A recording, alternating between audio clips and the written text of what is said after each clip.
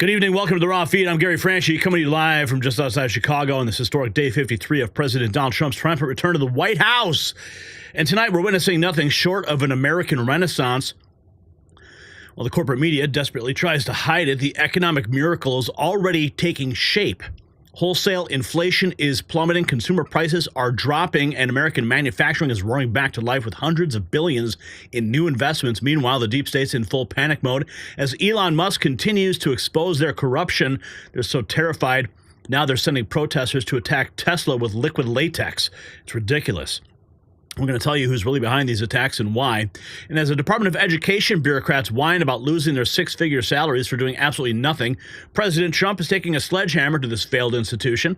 We'll show you exactly why this is the best news for American children in decades. And then there's the astonishing hypocrisy of the Democrats threatening a government shutdown after spending years telling us shutdowns were catastrophic. What changed? Well, Trump derangement syndrome is real, folks. And finally, President Trump strengthening America's global position with new business relations with Ireland. We'll explain why this matters to you and your wallet and America's standing in the world. And of course, today's meeting with the head of NATO. But here's what makes our show unique, and we don't just talk at you, we talk with you. Our live chat is already buzzing with patriots from across America and across the world.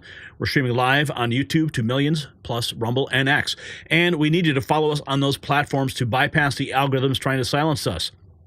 I will be reading your super chats and Rumble rants between segments and featuring them on screen for the world to see, because your voice matters here. No corporate filters, no establishment gatekeepers, just the raw truth. And look, we can't keep bringing you this vital information without your support. The links to donate are in the description. Every dollar helps us fight back against the media blackout. Plus, we have our channel memberships for YouTube, exclusive perks with special acknowledgments in the chat, plus behind-the-scenes footage you won't see anywhere else, as well as our merch shop at shop.nextnewsnetwork.com. Got some limited edition Next News swag. It's already flying off the shelves. Remember, Super Chats get priority between segments. This is a truly interactive news show. It's by the people, for the people. So share this stream right now via text message to family and friends. Let's bypass the algorithm together and spread the truth they don't want you to hear. America's coming back. The deep state's on the run, and we're here to document every glorious minute of it. Let's dive in and start by welcoming you to the show. Jeremy and Thomas and Guy and the L. Muller and Spider-Man is here. Finally, Spidey. And then we've got the Tippinator is here. Holly Reed, Bearded Roofer, Red Raider Reloading, Sean Romero, Karen Morty, Maramite, West, Ophicus, Duty to Rebel, Harold Donaldson, Terry, SB, Running Bear, what's up? Duty to Rebel, Mark Hendel, Good Golly, Miss Ollie, Granger, Laird is here. Jeremy, Broken Prophet, Larry Miller, Die Not to Die, Sammy B.A., Bobcat, Juan out the gate, already gifting 10 Next News Network memberships. Man, I don't know what Juan has in store for tonight, but it's anyone's guess, really. We have Terry in the house, LD Gritman. We've got Chris Russell. We've got Mia Flores. Linda is here. H. Jess Brian. Who else is in the house? We got Theory. Chrono. Just got a membership. Stephanie Ray. Dave Wallenberg in Illinois. Steve Morgan. El Pinche Memo. What did I just say? Sean Gunk is here. The king of Sting. You go, Gary. Thanks, man. We got Michael Camel Sr. Fishman just got a membership gifted from Juan Ruiz. Laura Young. We got Salty Tater. Juan Ruiz is like, I'm still at work. Yeah, well, we never stop working. Who else is? Millennium Man is also just got a member. Michael P. just dropped $10. What's up? Love it, love it, love it. Thanks for the donations, guys. I'm thinking we're going to have to do a fundraising drive pretty soon. And I was just talking to my wife after looking at these bills from these trips to Washington. In fact, I'm scheduled to go back to Washington next week, and these trips are not cheap. So I'm not sure what we're going to do. We have to look at the cost to keep covering the swamp, but I know you guys will come through because you always do help offset some of those prices. But anyway, let's dive into our first story of the evening. Ladies and gentlemen, what we're witnessing is nothing short of extraordinary. The economic nightmare of the Biden-Harris years is ending before our eyes just 53 days into President Trump's second term. The numbers don't lie. They can't lie. Wholesale inflation is plummeting. Consumer prices are dropping. Gas prices are down. Mortgage rates easing. The facts are undeniable. And what's the media doing? Whispering it, if you mention it at all.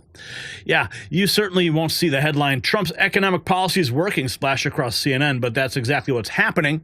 Even their own economic experts had to admit, finally, we have some good news on the economy. Major corporations are voting with their dollars. GM, Facebook, Apple, all announcing massive investments in American manufacturing. And of course, on the international stage, we have NATO, the head of NATO, in town. So as we step into 2025, one thing is clear.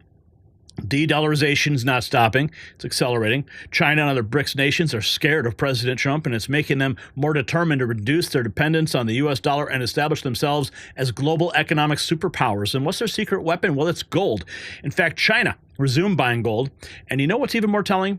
They underreport their buys. Doesn't it make you wonder why? They recognize its global value, its ability to withstand economic shocks, because gold is a global asset with innate value. It's tangible, reliable, and immune to economic manipulation. China and other BRICS countries, they want to be prepared. They just don't want it known. But this isn't just about nations. It's about you. In a world of shifting economic power, gold is your personal hedge against uncertainty. So hit the link down below, nextnewsgold.com, or call the number 877-646-5347 and get 10 free silver coins when you invest with Noble Gold Investments. Tell them Gary Franchi sent you. Okay, so we got Tom McCullough. He is on the scene in Washington, D.C. right now. He just filed this report. Let's go right to Tom.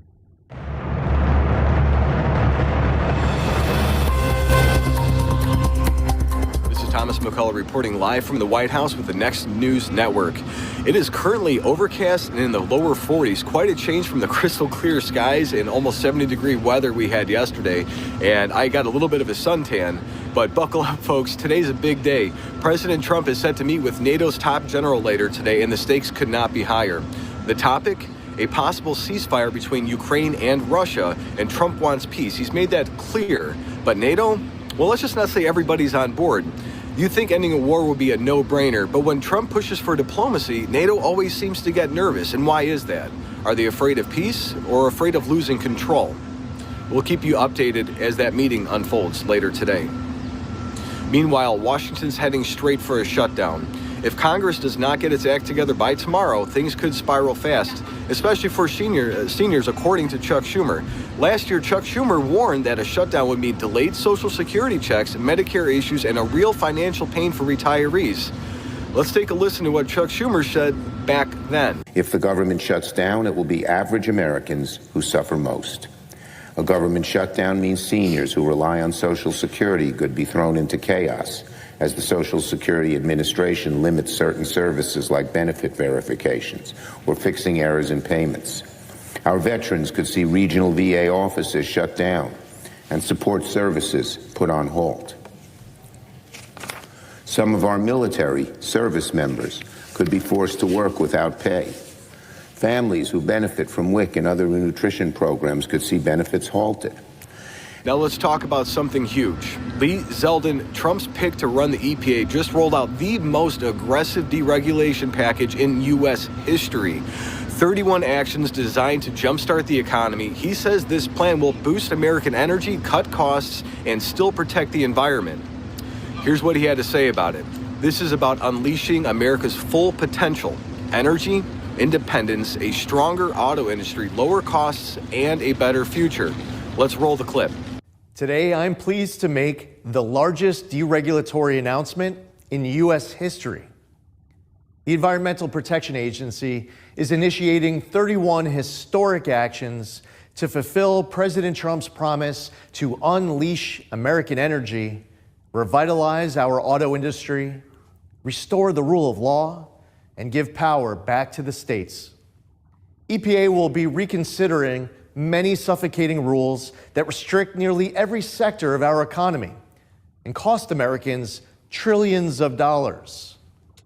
Our actions include the Biden administration's deeply flawed Clean Power Plan 2.0, mercury and air toxic standards, Quad O BC, particulate matter 2.5, light, medium, and heavy car and truck rules, NESHAPs, and the so-called social cost of carbon.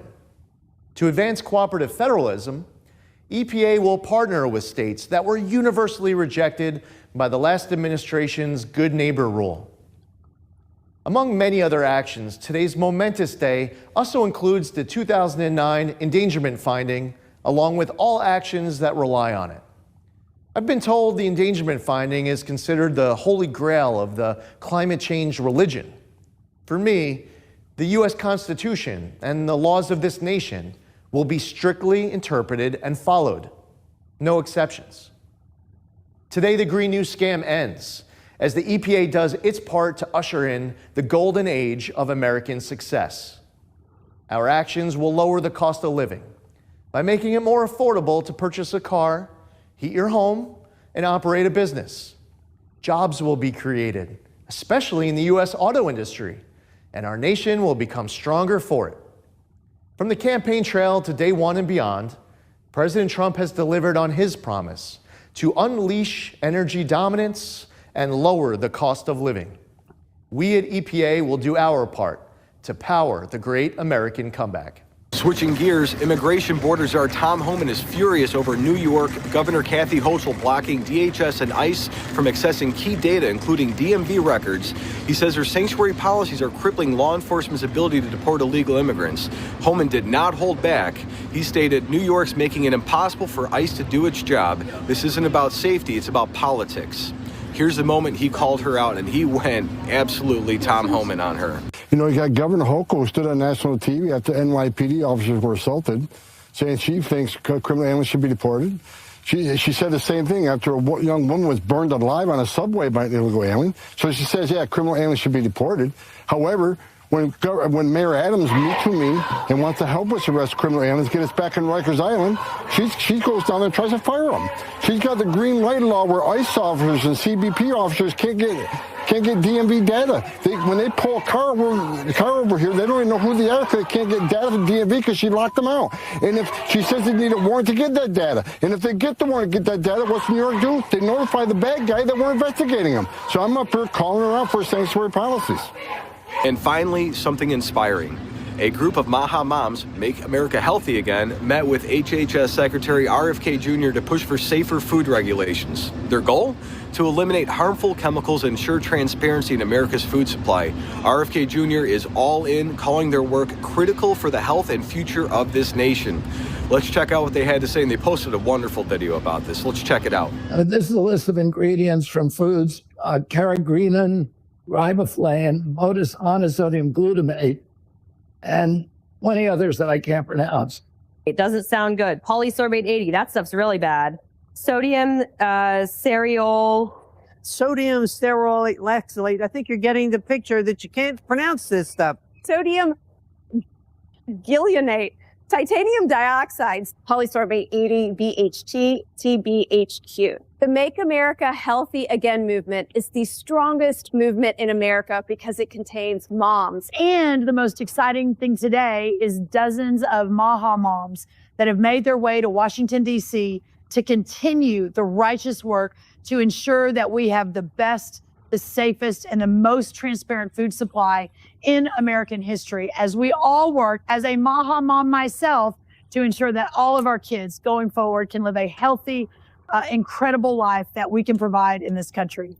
If you are an American company poisoning us with ingredients you don't use in other countries, we're coming for you. That's it for now. I'll be back with the updates as the day unfolds. If you like this video, share it, subscribe it, send it to your friends, put it out on text, emails, everything you can do. We can only do this work with your help. Again, subscribe to the Next News Network, and let's keep the conversation going. God bless you.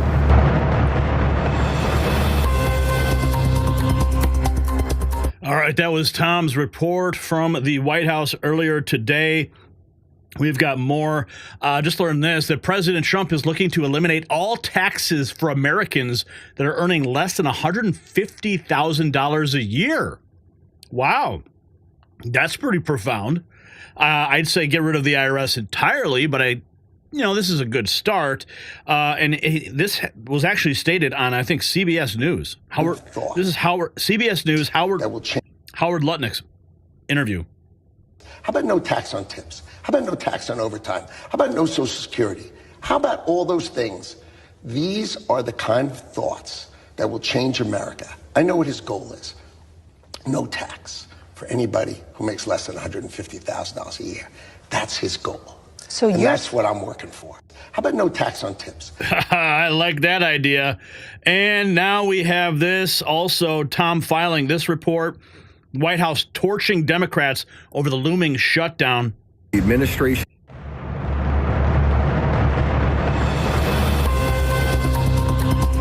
This is Thomas McCullough reporting from the White House with the Next News Network. Treasury Secretary Scott Bessent is about to address reporters, and he's stepping up to the gaggle right now.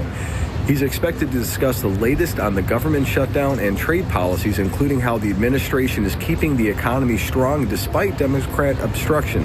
The White House has been clear, tough trade policies put America first, and they're working. Let's check it out. How are these tariffs good for the economy? Well, look, I'm less concerned about the short term. I think we've had a big unwind, and the tariffs, we've got strategic industries we've got to have. We want to protect the American worker. That a lot of these trade deals haven't been fair.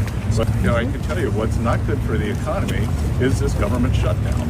I don't know what Democrats are thinking here, because they're going to own it. And to the extent that it hurts confidence, hurts the American people, we have had incredible Republican unity since January 20th. And the fact that the Democrats are in disarray, they're flailing, and this is the best they can do, that I think this is the economic story for the next few days. Not the tariffs. Not the tariff, not for the next few days. If they want to take us into a shutdown, they're going to own it. But to go back on his question. What plans is the administration making for a shutdown? As we just saw when Treasury Secretary Scott Bessent stepped in front of the cameras, he did not hold back. He slammed the Democrats for their reckless behavior, calling them out for pushing the country towards a government shutdown. And let's be clear, that is exactly what they are doing. Bessent said, and I quote, "What's not good for the economy is this government shutdown. I don't know what Democrats are thinking here because they're going to own it." And he's right. The Democrats are flailing, desperate, and instead of working with the administration to keep this economy moving, they're playing games, which of course is typical for those Democrats doing that all the time. Bessent also made it clear that he's more concerned about the economic impact of a shutdown than anything else, including President Trump's tariff. Why? The Trump's policies are putting America first. The tariffs, strategic. The shutdown, a Democrat-manufactured crisis yet again. The economy is strong, unemployment is low, and wages are rising. But if the Democrats get their way, millions of Americans will suffer just so they can score some cheap political points like they always try to do. President Trump is standing strong, his administration is standing strong, and Secretary Bessent just made it clear the American people will know exactly who to blame if this shutdown happened. And honestly, that's the truth. Thank you for watching. Be sure to like, share, and subscribe to the Next News Network. We can only do this through you guys helping out and making that happen. God bless. All right, Tom on the scene, knocking it out of the park for the Next News Network. Okay, we've got more. Speaking of Scott Bessent, this is his live hit outside the White House just moments before that press gaggle. As I told the Business Roundtable yesterday, as I tell your viewers, what we're trying to do is create economic certainty. We're going to do it with the tax plan. We're going to do it with deregulation. And I also said to the Business Round, I think it was 135 CEOs yesterday, if you came out with a plan similar to what DOGE wants to do with the federal government, all your stocks would go up 15 or 20%.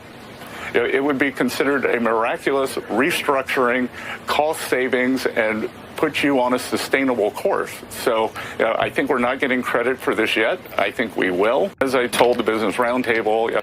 So we've got more to recap. Wholesale inflation falling, consumer inflation declining, gas prices decreasing, mortgage rates easing, egg prices dropping, private sector expanding, and the government is shrinking. How's that for winning on day 53? Oh, and we have some more progress to report from Rapid Response 47. Check this out. on CNBC. We equaled it. On a headline, expecting up 0.3, up 0, goose egg, unched. Boy, that is progress. We haven't had a number that low. Well, we equaled it in July of last year when we had another 0. To find a lower number, you're back to October of 23 at minus 0.4. Strip out the all-important food and energy, down 1/10. Down 1/10. That's 0.4 lower than expectations. Down 1/10 also equals July of last year. Find a lower number, you're going back to COVID times, April of 2020. On a headline, expecting up 3. Let's keep going. Let's keep the party going, shall we? Flashback Senator Schumer. Yeah, we just played that one. Here's the Commerce Secretary Howard Lutnick on Trump responding to the EU with a 200% tariff on wine and champagne. What? Aggravating. The president has made it crystal clear that he finds this tit for tat really abusive and aggravating, right? His objective is steel and aluminum tariffs. Let him build his steel and aluminum business in America because that's important. And then, they say, okay, we're going to tax whiskey. And look, I find all this back and forth really off the topic. The key topic is rebalancing American trade. We're going to spend lots of time together, but the president was totally annoyed that the Europeans did this. And so you're going to hear back from someone who emotionally cares about America. He cares about America and he wants to take care of Americans. The president. Yep, reciprocal trade is reciprocal tariffs are on the way. Watch out. We've got more from Lee Zeldin on deregulation at the EPA. Let's listen in. So what will this rollback mean for ordinary Americans then, Lee? I mean, you're rolling back lots of rules and regulations and rolling back and trying to claw back some of that money spent. It means that it's going to be easier to purchase a car. It's going to be easier to heat your home. Operating a small business is going to be easier. People who are looking for employment are going to have more opportunities. Like I said here at the onset, we want to make sure that Americans have access to clean air, land, and water. That's the first pillar of powering the great American comeback.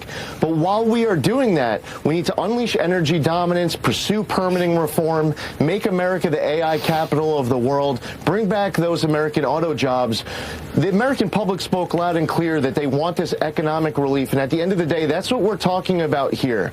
These are policies where you're talking about, you'll hear terms like social cost of carbon, Clean Power Plan 2.0, Quad O BC, endangerment finding. When people start reviewing these individual actions and you realize that you're talking about hundreds of millions, billions, and sometimes into the trillions, when you're looking at the impact of each of these regulations, we refuse to do our part to suffocate the economy. It is the exact opposite. That's what we're going to do all day, every day. Oh, man, regulations, all they do is choke the life out of this nation, and we need to deregulate. We need to let commerce flow, and that's how you make America great again. Here we have the Senior Director for Counterterrorism, Sebastian Gorka, reiterating what the president said about threatening America.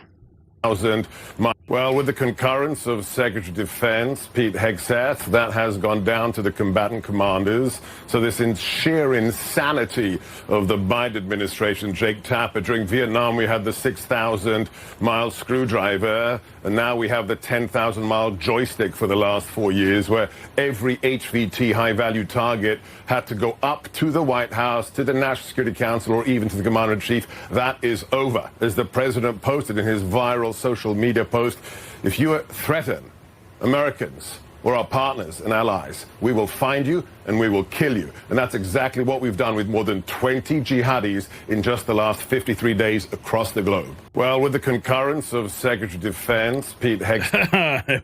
We will find you and we will kill you. Yeah. You don't want to hear that, but that's what's going to happen. Okay. Here we have more. This is from Howard Lutnick Big man, well said. We're going to lower the temperature.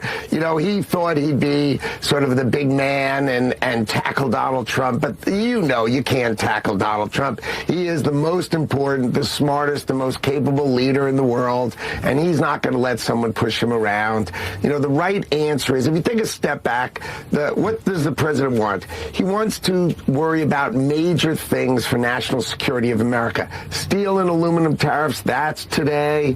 Right? Autos coming April 2nd, semiconductors, pharmaceuticals, things that America must have. So you can imagine these are the kind of tariffs we're going to make sure these things come back to America and are built in America. And then on April 2nd, he does his reciprocal tariffs, which basically say to all the countries in the world, come on, you treat us a certain way, we'll treat you the same way. Let's make it fair. You want them high, they'll be high like they are now. You want them low, they'll be low, but let's treat each other fairly. And that's where we're going. Pretty basic, pretty straightforward. Well, let's keep going more.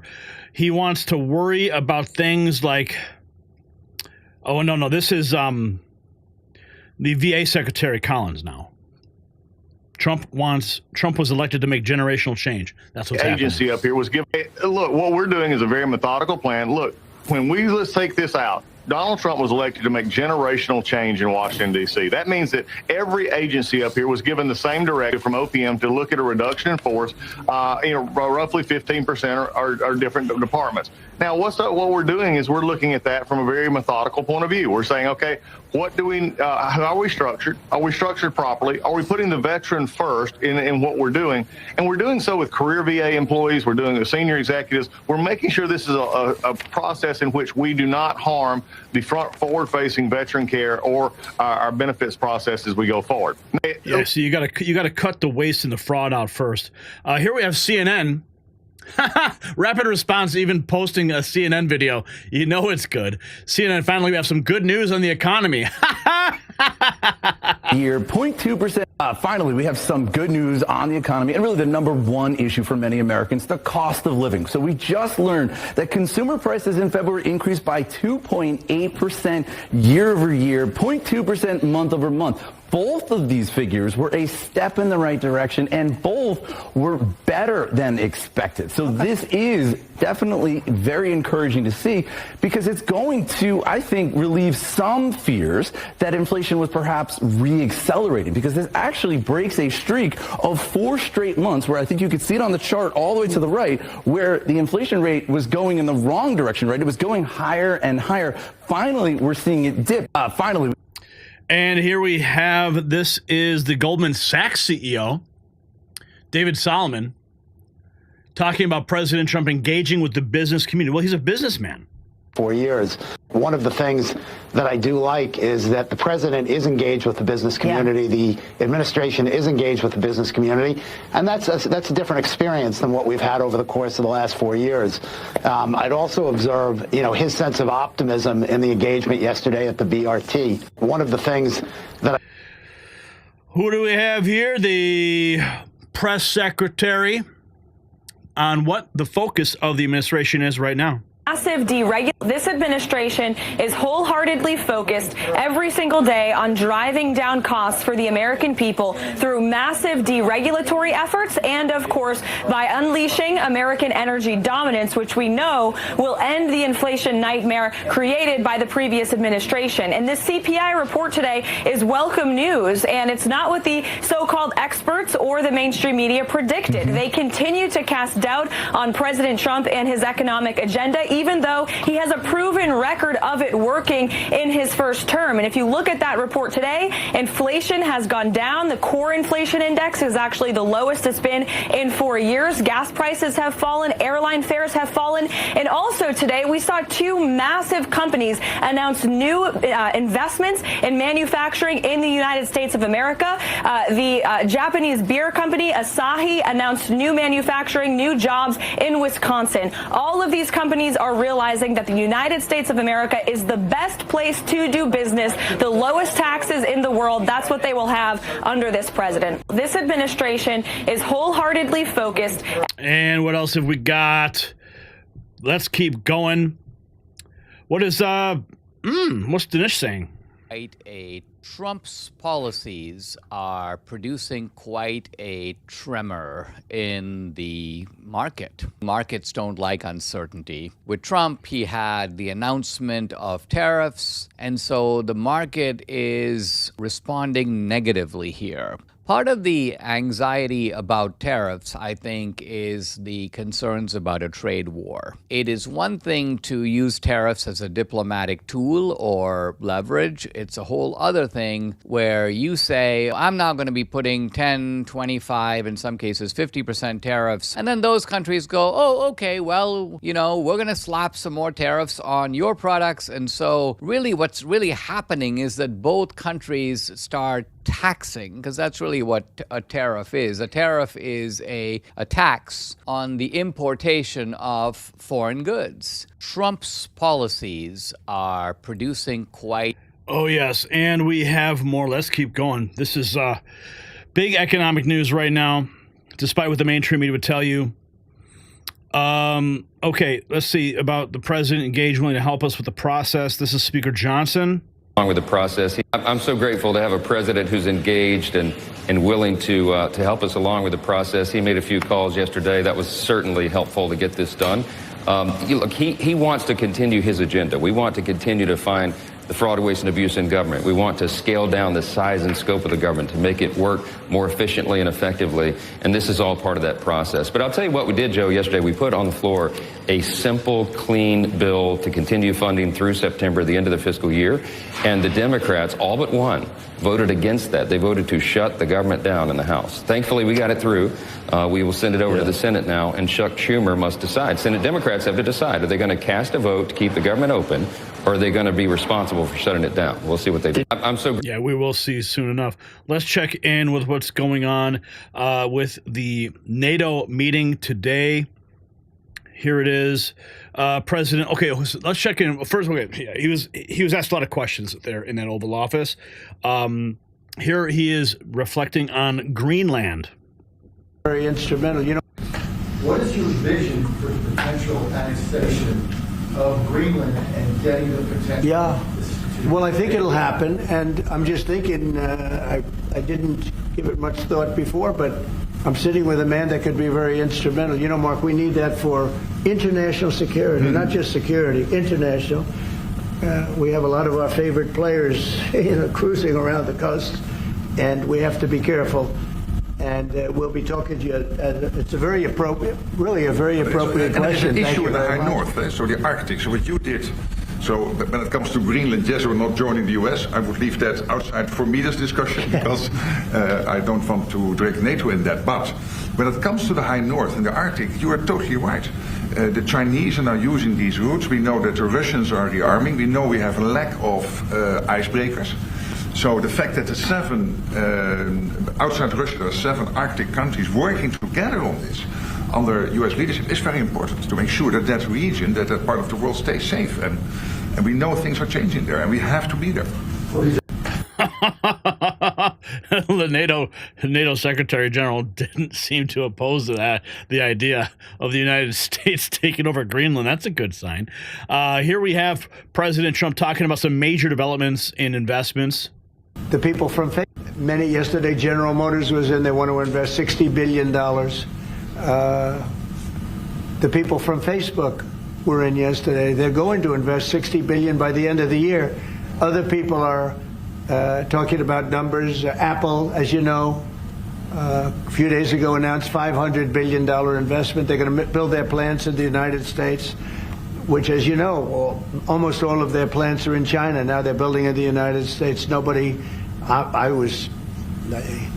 Look, the reason is 2 things. Number one, the election, November 5th.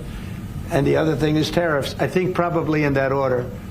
But Tim Cook came in and he announced 500, think of it, 500 billion, not million. 500 million's a lot when you think about it, right? But well, I would have been happy with 500 million, but it's $500 billion investment by Apple in the United States. And that's because of the election result, and it's because of the tariffs and the tax incentives too, tariffs and tax incentives.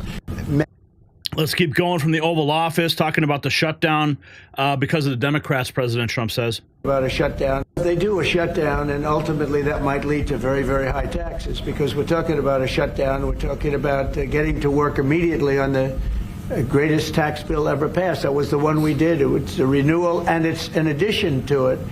And we're going to cut people's taxes. And if we don't open, the Democrats are stopping all of these good things that we're providing. We're providing the greatest package of benefits that this country's ever provided. The biggest part of that's going to be tax cuts for the middle class and for businesses, small businesses, employers, people that hire people in jobs. And if it's shut down, it's only going to be, if there's a shutdown, it's only because of the Democrats. And they would really be taking away a lot from our country and from the people. And on the southern border, here's what President Trump had to say. You've got DHS, head with just the news. On the southern border, you've got DHS and ICE who are reporting that there was a little bit of fudging of numbers during the Biden administration on both the catch and the release side with respect to reporting the number of illegals coming into They cheated on the numbers. The numbers were. I love that question. Who are you with? Just the news, Amanda Henry. Very nice. That's good. That's Do good. you know how many of those are criminal illegal aliens? Many of Biden's them. out of office. Yeah. Alejandro Mayorkas. No, Biden fudged the numbers. The numbers were totally fake. And he gave fake numbers. I knew they were fake. Everybody knew they were fake. But now it came out. And terrible what they did. That administration was a horror show for this country. Head with just the news. A horror show. Well, the horror show is over. Here we have more from the president on the war in Ukraine. This thing would have gone on for a long time. Breaking a deadlock. It was crucial. Yeah, we broke a deadlock. Yeah. We did break a deadlock. I hope it's meaningful. Yes, hope the ceasefire holds and Russia takes it. Here's the president on tariffs today. Bend it all. No, I'm not. Look, we've been ripped off for years, and we're not going to be ripped off anymore. No, I'm not going to bend it all. Aluminum or steel or cars. We're not going to bend. We've been ripped off as a country for many, many years. We've been subjected to costs that we shouldn't be subjected to. In the case of Canada, we're spending $200 billion a year to subsidize Canada. I love Canada. I love the people of Canada. I have many friends in Canada. The great one, Wayne Gretzky, the great. Hey, how good is Wayne Gretzky? He's the great one. But we have, I know many people from Canada that are good friends of mine. But, you know, the United States can't subsidize a country for $200 billion a year. We don't need their cars. We don't need their energy. We don't need their lumber. We don't need anything that they give. We do it because we want to be helpful. But it comes a point when you just can't do that. You have to run your own country. And to be honest with you, Canada only works as a state. It doesn't. We don't need anything they have. As a state, it would be one of the great states anyway. This would be the most incredible country visually. If you look at a map, they drew an artificial line right through it between Canada and the U.S. Just a straight artificial line. Somebody did it a long time ago, many, many decades ago, and makes no sense. It's so perfect as a great and cherished state. Keeping "O Canada," the national anthem. I love it. I think it's great. Keep it. But it'll be for the state, one of our greatest states. Maybe our greatest state. But why should we subsidize another country for $200 billion? It costs us $200 billion a year. And again, we don't need their lumber.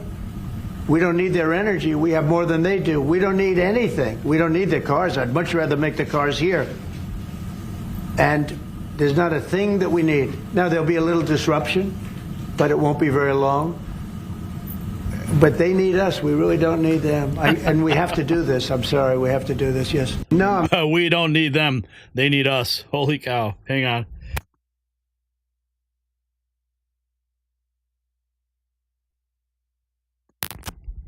Yeah. Okay. Continuing. We've got more.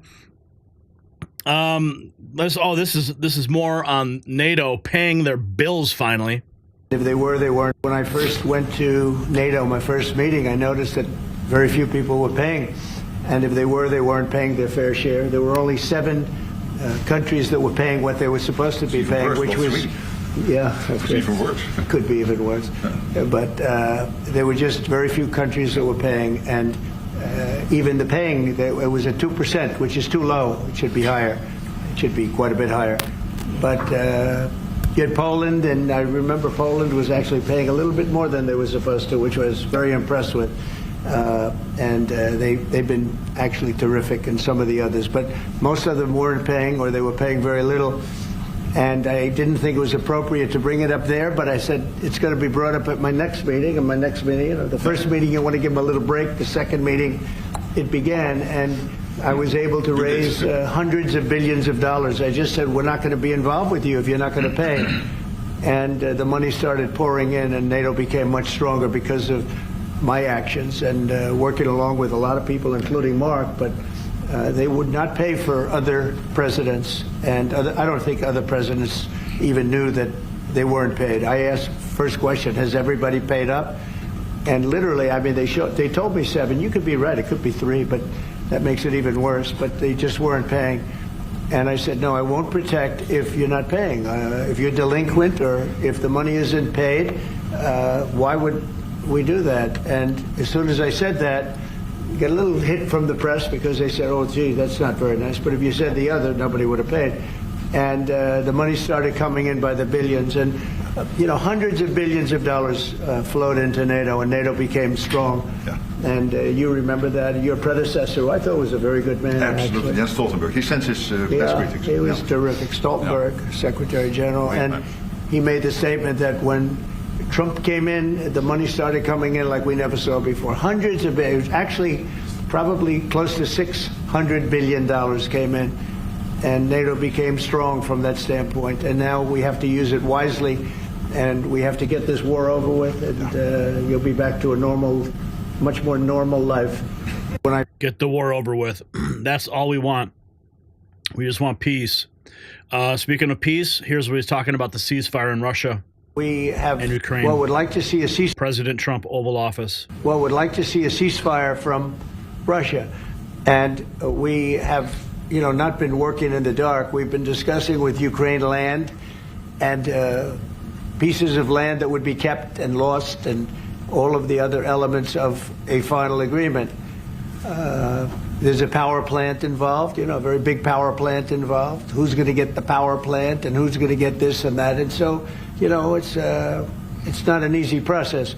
But phase 1 is the ceasefire. A lot of the individual subjects have been discussed, though. You know, we've been discussing concepts of land because you don't want to waste time with a ceasefire if it's not going to mean anything. So we're saying, look, this is what you can get. This is what you can't get. They discussed NATO and being in NATO, and everybody knows what the answer to that is. They've known that answer for 40 years, in all fairness. So a lot of the details of a final agreement have actually been discussed. Now we're going to see whether or not Russia's there, and if they're not, it'll be a very disappointing moment for the world. Well, yeah, let's just hope and pray that we can finally put an end to that whole situation there. Here's more with him discussing what's happening with respect to Russia. This is more. With respect to, we're going to be discussing a lot of things. Obviously, we'll be discussing what's happening with respect to Ukraine and Russia. At this moment, we have people talking in Russia. We have representatives over there, Steve Witkoff and others. And they're in very serious discussions. As you know, Ukraine has agreed, subject to this, what's happening today, to a complete ceasefire, and we hope Russia will do the same. Thousands of people are being killed, young people, usually, mostly young people. We were just talking about it. Thousands of young people are being killed a week, and we want to see that stop. And they're not Americans, and they're not from the Netherlands for the most part. No. They're from Russia, and they're from Ukraine, but they're people. And I think everybody feels the same way. We want it to stop. It's also a tremendous cost to the United States and to other countries. And it's something that would have never happened if I were president, and it makes me very angry to see that it did happen. But it happened, and we have to stop it. And Mark has done some really good work over the last week. We've been working together, and he's done some really good work, so I'm very happy about that. We'll also be talking about trade and various other things, and I think we'll have a very, very strong day. We're going to have lunch afterwards that'll go, and Then we'll see you all later. We're going to be discussing a lot of. All right, so let's end this on a high note, even higher than the piece that is at hand. But Donald Trump is making pizza great again. This was a reply on one of our tweets. Elizabeth, she said, I ordered 2 DiGiorno pizzas from Amazon Fresh Delivery. Back before Biden took office, a single large pizza used to cost me $5.89. During the Biden administration, the price jumped to $9.89, but I just paid $3.89 per pizza. Honestly, I thought I was ordering the small personal size ones at that price, but nope, they're full size. Prices are dropping, people, and it's awesome. So the American economic revival is just beginning. Donald Trump making pizza great again. Yes, he promised to fix the inflation disaster created by Biden and Harris, and he's delivering with remarkable speed. Commerce Secretary Lutnick put it perfectly. The economic news we've been seeing is really wonderful. It's way above expectations of economists. Meanwhile, Putin has agreed in principle to a Trump-brokered ceasefire in Ukraine, something the previous administration couldn't accomplish in 4 years. And this is what real leadership looks like. This is what America First policies deliver. But here's the question every American should be asking. If Trump's policies are already working this well after just 53 days, why did we ever abandon them in the first place? Of course, the establishment has no answer, and they never will. But maybe you do. So drop a comment below and make sure you get our merch, Next News merch. Show the world where you stand with the real news with a Next News hat or a t-shirt, and support the channel along the way. All right. I saw someone critical of me in the chat room because I guess Benny Johnson had a guest on who was talking about the JFK files or something. Well, good for him. And I mean, you got to remember Benny Johnson, he's part of the Conservative Inc. crowd. So he has access to all these, different people that are always going on his show and always putting in commentary. So whatever. I mean, because I haven't talked about what's going on with the JFK files, because I'm waiting, you're gonna throw shade at me? Okay. Now, if I recall, the executive order directly stated that when it was signed, from the date of its signing, they had a 15-day window to figure out how they were going to release the files, and then 45 days from there to release them. So I don't remember the date that it was signed. I'd have to go back and look exactly. But if it's 15 and 45, is it 15 days to come up with a plan and 30 days thereafter to release? Or is it 15 plus 45? Okay, these are all variables we have to consider. And of course, we know that there are people in the deep state that do not want this information getting out there. They don't want it getting out there because it's going to implicate a lot of individuals and bureaucracies that have been keeping it hidden for the longest of times. So you got to remember that. They are fighting. I mean, what happened with the Epstein files? Okay, Pam Bondi said she was going to release them. She didn't. She gave basically a bunch of influencers a photo op so they could stand there with a big stack of papers that had already been publicly released. Okay? So we didn't get what we were told. And the people in New York were basically holding on to the stuff because they didn't want to release the information because it implicates so many people. So we have to wait and see. You all want everybody wants something immediately. Like you live in this microwave popcorn on demand universe. Well, things take time. And that's why you have an executive order that lays out the framework for how these things are released. So if you want to throw shade at me for not throwing hammers at the administration for not getting it done, well, you need to take a step back and realize that it takes time. Okay? I'm not just going to play into the crowd that everyone's just hating just so I can be part of the same narrative that other people are pushing. Play that game. Okay? I don't do that. I don't even watch other channels because I don't want to hear what they're saying because the narratives that I create are my own. The narratives I push back on are my own. All right, so let's not get confused about what's happening in this country. All right, or why I may or may not report on something. Okay, Romans, bro. Anyway, can you guys hear that? What in God's name?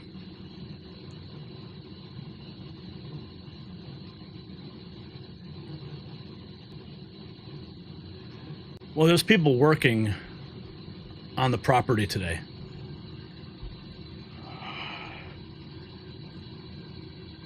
No, they're power washing. Oh my goodness. Hang on. I need to call Angie.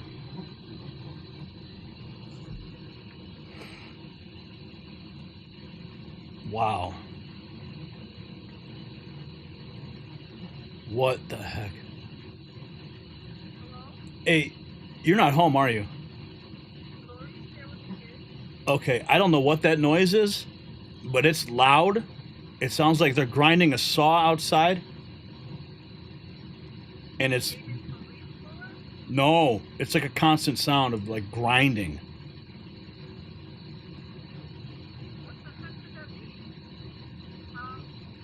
Lori's here?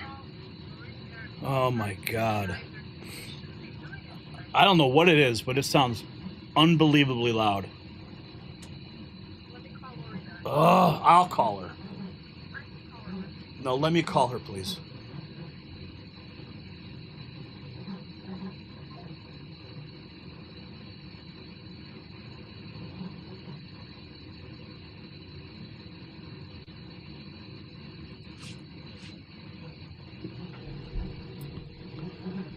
They must be working on... Hello. Hey, Lori, do you know what that noise is? No, it's just people driving in the house. Oh my God, whatever they're doing out there is like so loud that it's bleeding into my microphone and I can't continue. Okay. I don't hear anything right now. They must be doing... On the back porch.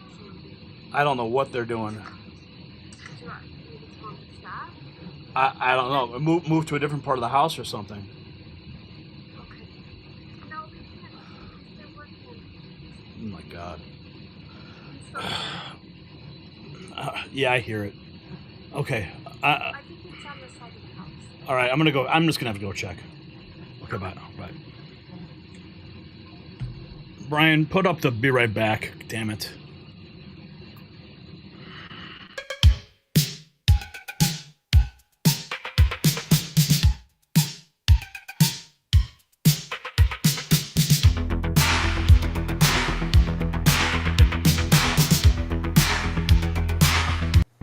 Don't run away, guys.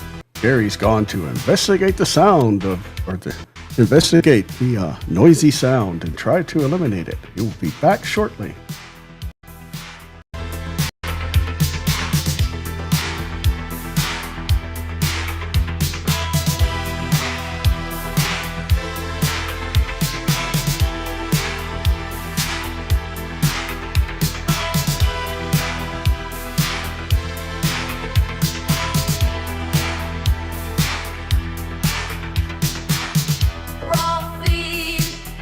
It's a place to be. Live show.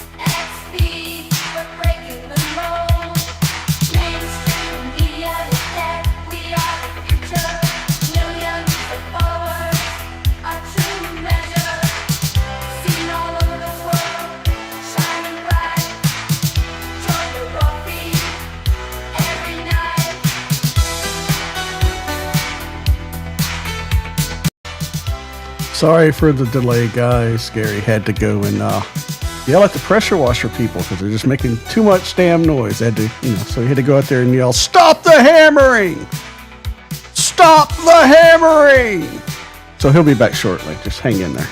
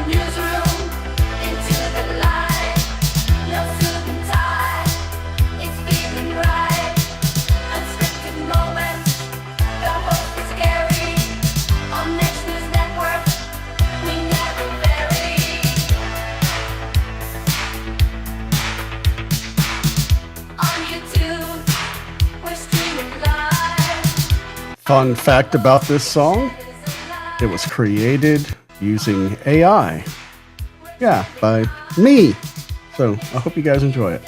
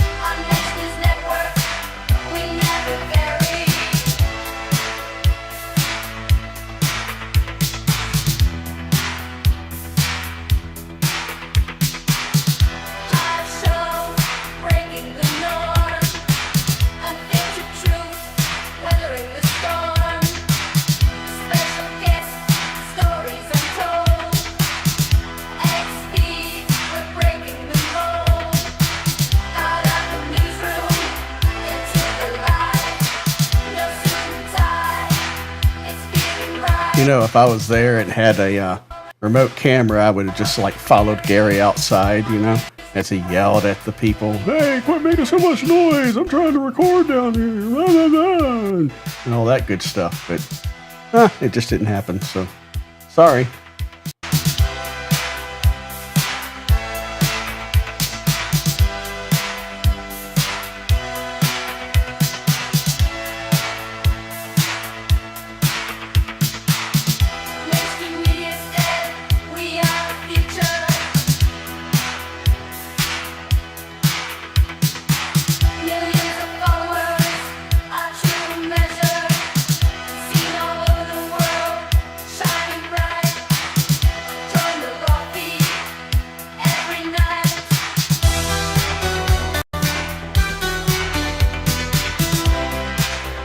Heather, you don't want to hand me your pipe because you'll probably never get it back.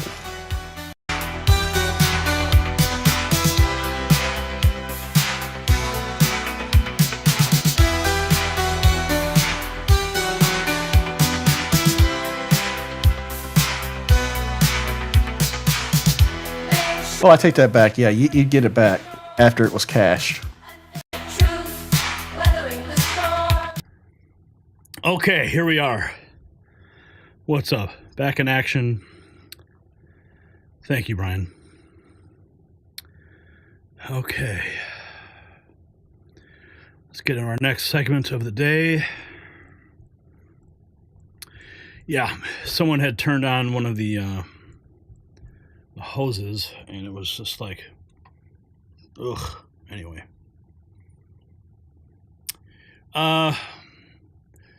Michael P., thank you. Gary, you're a patriot. Your news is saving America. Thank you. And your donation is helping that. Thank you. And Neil Gillespie, just dropping $1.99. Thank you very much, Neil, for that support. Okay, let's get into our next topic.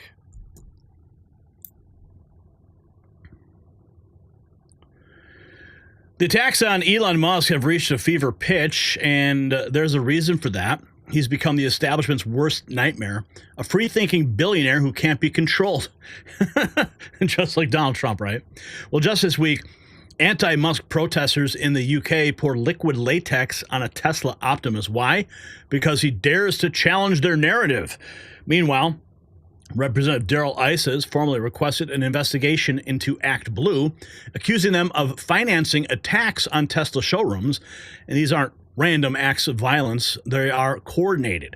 And now we're learning that some of the media, who once hailed Musk as a miracle worker and a real-life Iron Man, well, they're working overtime to destroy him. So what changed? Simple. He stopped playing by their rules. And did you know your skin might be aging faster because one missing nutrient? A groundbreaking 2024 study doesn't just reveal that collagen doesn't just reduce wrinkles. It's essential for maintaining that youthful glow we all want. But here's what the beauty industry doesn't tell you. It's not all collagen is created equal. This revelation changed everything in the fight against aging. Multi-collagen formula contains 5 crucial types sourced from 4 different places, exactly what your body needs for maximum impact. Unlike store brands, this premium collagen uses hydrolyzed peptides that absorb faster for real results.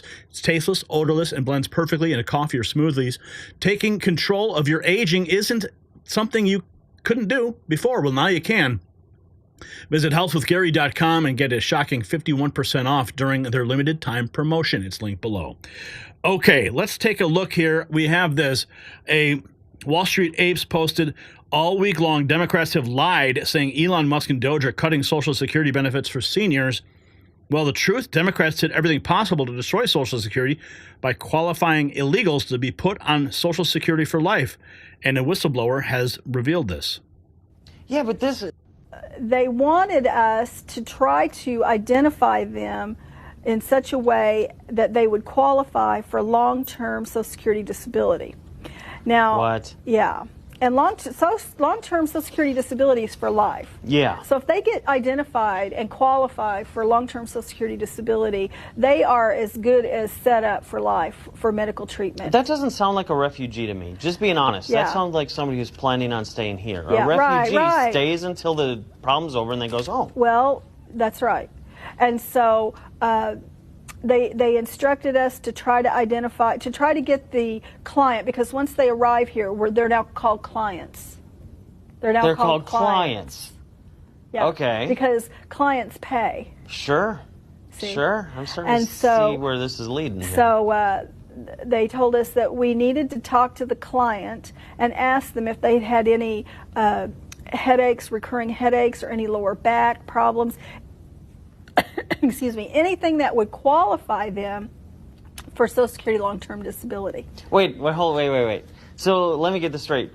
Part of the screening is supposed to be, are you sick, maimed, injured, whatever? Right. No. Okay, good, you can come in. Yeah. You get on the airplane, are you sick, maimed, injured, whatever? Yes. Good, so we can give you disability. Correct. What? Yes. This is insanity. Yes, it is insanity. But in order to get Social Security disability benefits, don't you need a Social Security number? Well, we were instructed in the meeting that one of the first things we were supposed to do was sign them up for Social Security. Yeah. Wait. This is unbelievable. So they come over here and they get a Social Security number. Right. They become legal. Correct. Are you pulling my leg? No, I'm not. And then after we processed them for a Social Security card, then we were to process them for a U.S. passport. No, you're not. And that's just the tip of the iceberg. We're learning now the IRS can audit Americans at any moment. Representative Andy Biggs, why shouldn't Americans know exactly how the government spends their dollars? The work Elon Musk is doing at Doge is incredibly beneficial for our future. $2.5 trillion. Everything needs to be transparent. We need to see it. A lot of states put down every line item that they spend online. The federal government needs to be doing that with all of their agencies. We all need to know what's happening, because when you run a $2.25 trillion structural deficit every year, Harris, that means that the Americans are paying a lot of taxes, but we're seeing a lot more money go out. We need to find out where that's going and see if we can fix that. And that's how you fix the government. Here we have Secretary Brooke Rollins talking about how the USDA was funding a $397,000 grant in San Francisco. USDA was... Hi, everyone. This is Brooke Rollins coming to you from the United States Department of Agriculture here in Washington, D.C. for your Doge update. Until today, USDA was funding a $397,000 grant in the San Francisco Bay Area to educate queer, trans, and BIPOC urban farmers and consumers about food justice and values-aligned markets. By stopping this wasteful spending here at USDA, we are ending identity politics, and we are refocusing our agency on its core mission of supporting American farming, ranching, and forestry. Stay tuned for more updates coming soon. Who knew? All those farmers needed that funding to figure that out, right? And then we got this big fish posting the Schumer shutdown will let Doge run unencumbered and rip. What? Okay, let's listen. Can just cut even further, because I can't wait to see what Doge will do when the government is shut down. If the government shuts down, the amount of things that you can do that where the traps just open up, where they can just cut even further than they already are, you'll find out, and it's going to be a lot of fun. How many people are enough for you to get fired? What's your goal? How many tens of thousands do you want just fired? Can we start with half? Because I can't. I mean, let's just cut as much as is needed so the government can keep operating at its constitutionally prescribed mandate. All right? If it's not in the Constitution, let it go. Here we have Dustin Mills posting this. Democrat delegate to the House, Stacey Plaskett, has an unhinged meltdown about Elon Musk cutting waste and fraud. Oh, my. This should be good. People.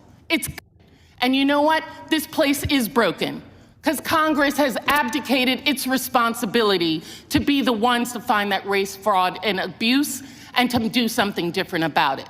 We're letting somebody who's unelected, who's an auditor, now he's an auditor. Is he everything? Is he God? To be able to do what he wants to do with the American people. It's got to stop. I yield back. Actually, Elon Musk is simply tech support for Trump. Here we have Clinton Foundation whistleblower Larry Doyle saying the public has a right to know. It's critical that Larry Doyle, Clinton Foundation whistleblower, March 12, 2025. Just a short bit ago, Elon Musk posted a tweet that it's critical that we stop the waste, fraud, and abuse in our government. And he's right. It is critical that we stop it. How do we stop it? We not only have to expose it, but we also have to hold people accountable. Okay? And that's exactly what we're working on in our case, Doyle Moynihan versus the IRS, ongoing now 5+ years in the United States tax court. Given the trillions of dollars, okay, in this biggest scam ever, Musk is right, this is the biggest scam ever. And given the trillions of public taxpayer dollars, your money, okay, you have a right to know.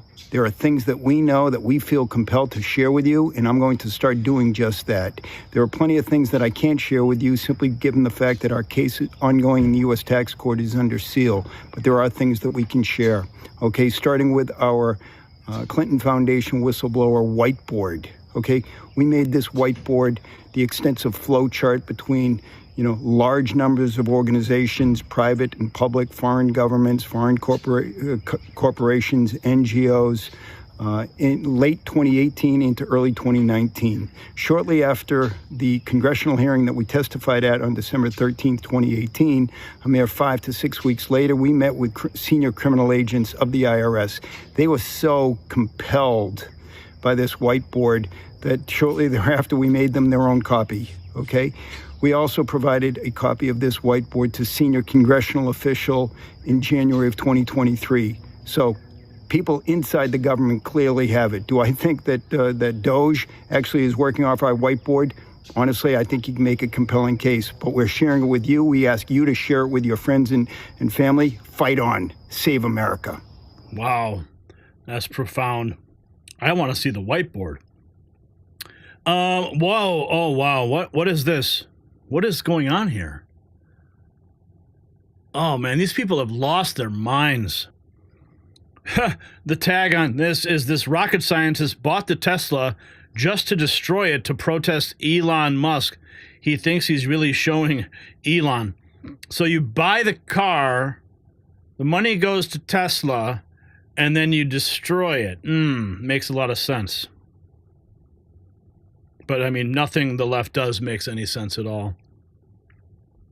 This was posted by Frontlines. There is no audio on the clip, but you could tell these people are unhinged lunatics, completely spray painting, taking a sledgehammer to the Tesla, a pickaxe to the Tesla. Putting boycott Tesla, Starlink. Yeah, that's going to do a lot of nothing. Here we have more. Social Security is projected to be bankrupt in 9 years. Lindsay McHugh posts this. Every dollar Doge uncovers is a dollar available to the American people. This year, we're spending $7 trillion and taking in $5 trillion. And she's quote tweeting Mario Nafal, Representative Lloyd Smucker, Americans know we're going bankrupt, and that's why they support Elon Musk. Let's listen. Democrats are defending. I can tell you in my district, what the American people wanted was to prioritize America, prioritize the American people over the bureaucracy, over the massive federal government. Do you know today that government spending is over 1/3 of GDP? This is what the Democrats are defending. Over 3 million employees in the federal government alone, not including state and local. And the fallacies that have been brought up here today, Social Security being privatized, no one has mentioned that. In fact, the president has said he wants to protect Social Security. Social Security will be bankrupt in 9 years or 10 years. Projections show that what is owed in Social Security will be more than we're taking in. You ought to be extremely happy if we're finding waste in the system, because every dollar of waste in Social Security, in Medicare, in every other program, every dollar of waste and fraud is a dollar that is available to the people, to the recipients who deserve that service. So, many presidents have tried this. We've seen under the Clinton years, they trimmed back the federal workforce. Nixon talked about it. But this is finally a president who's willing to take on the bureaucracy and really make a difference. 3 million employees. You don't think that we can find some ways to trim? And we've heard reports here, there's waste all over the place, there's fraud. And what Mr. Musk is finding could impact our deficit in a big way. The American people know we're bankrupt. Just think of this. This year, we're spending $7 trillion and we're taking in $5 trillion. You're all you're arguing to keep that.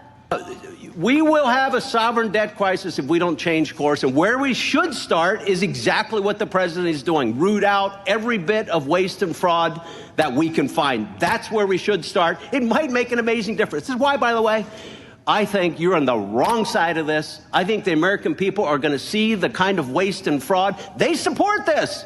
Why do you think today the majority of the American people support what Elon Musk is doing? Why do you think today the majority of the American people support what the president is doing? And one other thing. You keep talking about him. He should be right here. You can follow what he's doing. He's doing interviews. He's got Doge.gov. He's uncovering what he's doing. This is not someone who is doing this in the dark. He's being very open about what is happening. So again, I think you're on the wrong side of this. The American people side with us today. They sided with us in this previous election, and you keep this up, they're going to be siding with us with many elections to come. Yeah, they can keep trying. They can keep trying to complain about how we're streamlining government. It only makes them look like fools, kind of like these folks here. These are anti-Elon Musk protesters spreading or pouring liquid latex on a Tesla Optimus in a Tesla showroom. Yeah. I mean, to what end? I mean, these people are just out of their minds. And what's crazy is that years ago, Elon Musk was their savior for the planet with all of his innovation and his green products. And now because he's working with Trump to cut the waste, fraud, and abuse out of the United States government, and they're finding a hell of a lot of it, you got these loonies. And the other one, too. I mean, destroying Teslas, setting fire to Teslas, protesting at all these locations. I just hope these people get caught. Oh, man, here we have more. This is Howard Lutnick. Mariana Fall, Secretary Lutnick, we have a $36 trillion deficit and Trump cares about it. Here he is on CBS News. Are playing Russian, but it sounds like you're saying, trust us. And are you worried that at some point Americans are going to feel like there's a bunch of billionaires in Washington who are playing Russian roulette with our retirement? Wait, a bunch of billionaires in Washington playing Russian roulette with our retirement. That's the narrative being pushed by CBS News. That's what they're trying to fool all the people into believing. I mean, that question is so loaded, and it exposes their narrative, and that's why no one watches CBS News. And I'm sure Howard Lutnick is going to handle this perfectly. Let's listen. $1 trillion deficits don't bother you at all. How could you ask me, while we're running a $2 trillion deficit, and not care? You're destroying the people who have run this country before, are destroying the future for my children and my children's children. I can't have a 50, 75. We have a $36 trillion deficit. And we used to run deficits of 400 billion. Now 2 trillion, everybody's like, who cares? I tell you what, who cares? Donald Trump cares. And when we balance the budget, you know what that means? That means our deficits stop. Interest rates come smashing down. His goal is to have external revenue. You know, the way I think about it, we all are so used to paying taxes. We're so used to it. We have like Stockholm syndrome. You know, don't stop the Internal Revenue Service, God forbid. How about this? The rest of the world leans on our economy, breathes off our economy. Not only is our economy $29 trillion GDP, but we consume $20 trillion a year. We are the buyer of everybody's stuff. We buy everybody's stuff. So who's more important, the people who sell stuff or the people who buy stuff? So we are the buyer of everybody's commodities, products, goods and services. Everything comes from us, right? Let them pay a membership fee. We all understand that model. Let them pay. How about we, you and I, and every single person we know pay less? How about no tax on tips? How about no tax on overtime? How about no Social Security? How about all those things? These are the kind of thoughts that will change America. I know what his goal is. No tax for anybody who makes less than $150,000 a year. That's his goal. So and that's what I'm working for. But it sounds like... Amen, man. Amen. That's what we need. Here's MRC Newsbusters. Remember the same leftist media who were relentlessly attacking Elon Musk? Today used to believe he was a miracle worker, real-life Iron Man, and even Jesus Christ tells you everything you need to know. Here's looks like a supercut that they put together. of the mainstream media.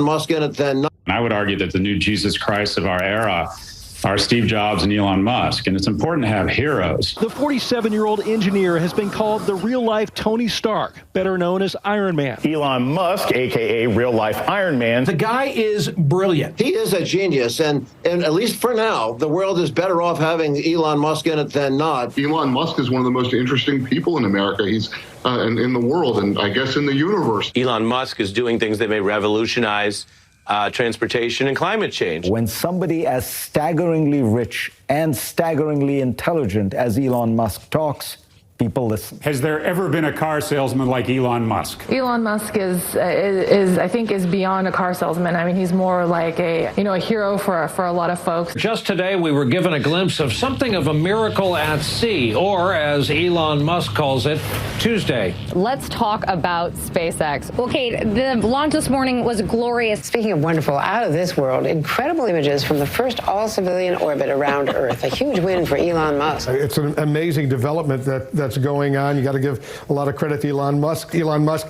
he deserves a lot of credit. Tesla founder Elon Musk says he knows the biggest threat to humanity, and he has a plan. An immigrant to this country cemented his status as a leader in science and technology whose name may indeed belong alongside those of Edison and Jobs. Put another way, Elon Musk today showed the world how it's done.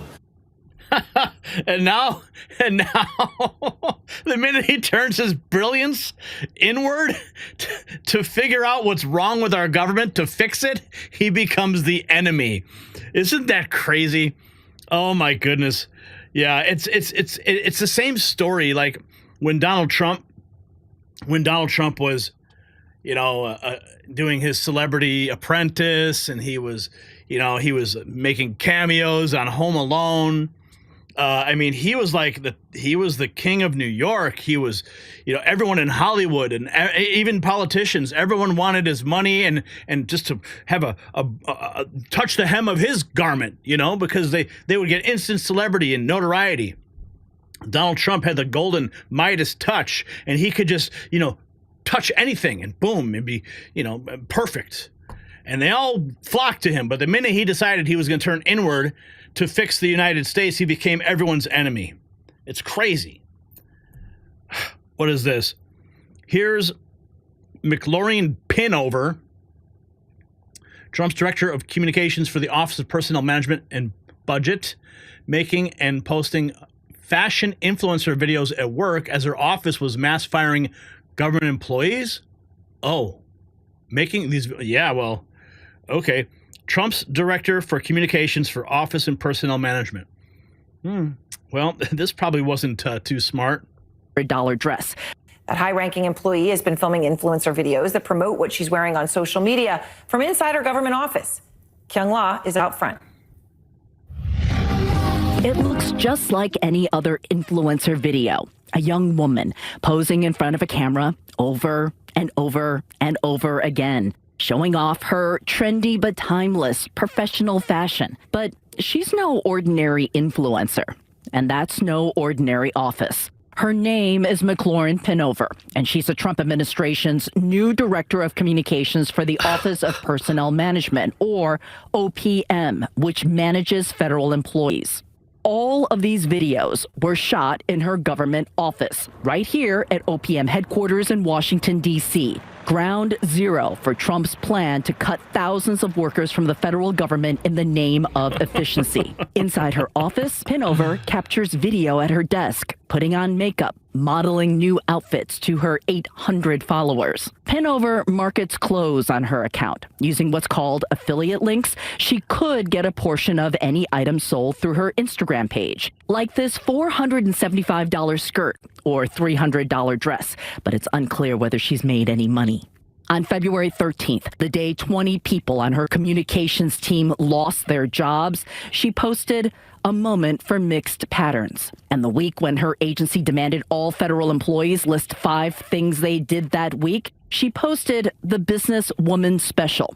As OPM spokeswoman, she defended the memo at the time as a commitment to an efficient and accountable federal workforce. I would be very curious if she included her efforts to promote her brand as part of the 5 things that she accomplished that week. Donald Sherman, the chief counsel for an ethics watchdog group, says more than anything, this behavior is insulting to the thousands of federal employees being fired. Oh, man. Yeah, looks like she's going to get fired real soon. Not a wise move, honey. Look at this. Speaking of unwise, look at the damage done to this Tesla. Representative Darrell Issa has formally requested the Trump administration to open up an investigation into Act Blue, accusing them of potentially accepting payments from terror organizations. Act Blue is said to be linked to financing attacks on Tesla showrooms and Elon Musk, among other violent protests across the country. This is nothing short of a criminal enterprise. Look at that Cybertruck, completely charred. And it's all potentially being funded by Act Blue. How disgusting is this? Unbelievable. Here we have this more, okay, Mr. Wonderful talking about the Doge. It's very demoralizing. This issue is not going to go away because it's very contentious. But when you cut in any organization, government or private, it's very demoralizing. It's traumatic and it gets lots of bad press, as we're doing right now. But that's why you cut 20% more. I think Elon's not cutting enough. Cut 20% more now. Get your spreadsheet out. These are the names. Whack everybody, and then 20% more, as we do in the private sector every day and have done for 100 years in private equity, and hire back when the organization gels. That way, the demoralization only happens once. You don't want to cut multiple times. More whacking. Let me just can I explain to you that this is when running. You don't need to explain to me. I know how it works. But no, you don't, because actually I do. I've done it multiple times. But yeah, that's in the private sector, and you cannot run. This is worse than private sector. You cannot run everyday government the same way you run the fat dripping with waste government. I'm not talking about fat dripping with waste government. What do we have? I told you in the South right now in red states. Do you know the number one cause? What does this have to do with red or blue? Can I finish my question? Do you know the number one cause for children underperforming in schools right now? Bad educators. No, hungry. As a Let me finish. My whole career was in education. That's my point of bringing that up to you. Yeah. And so, yes, you had things like the free and reduced lunch program. You had the summer lunch program. Yes. You had programs that were expanded so kids could actually. So I'm not arguing with you about your expertise in the private sector, but what I am saying is that a 20% cut or whack, you're cutting from Allendale Fairfax High School and Birmingham High School. Okay. You're cutting from places that really matter. You want to talk about high schools in America? That's what I did for 14 years. I also was a department head. No. He's talking about cutting the waste. And then they go, oh, no, the kids are going to go hungry. More gaslighting from the media. But what we're witnessing is nothing less than a full-scale assault on one of America's greatest innovators. But why now? Well, because Elon Musk represents everything the deep state fears: innovation, free speech, and genuine American success outside their control. Secretary Lutnick put it perfectly. We have a $36 trillion deficit, and Trump cares about it. And that's what terrifies them: accountability. While the previous administration racked up unprecedented debt, the Trump team is exposing the truth. This battle is bigger than just Musk. It's about whether America will be ruled by unelected bureaucrats or returned to the people. So I ask you, now drop a comment on this. Should Americans stand with Elon Musk against these coordinated deep state attacks, or let the establishment crush another independent voice? And show your support for free speech with our Next News gear. Grab a hat, grab a shirt at shop.nextnewsnetwork.com. It's linked below. All right. Let's see here. I think there was a super chat or something happened here. Sabrina has become a member. What's up? Everyone give Sabrina some love. And then we have Graham Gunner, who dropped £5 sterling. Thank you, Graham. Appreciate that. And Pyro King 253 has just become a member as well. Welcome to the family. 12 new members tonight, and we're at $23.47 in chat revenue. Let's go, baby. Okay, let's keep going. Oh, what's going on at the Department of Education? We're going to find out real soon, I guess. Okay. Let's find out.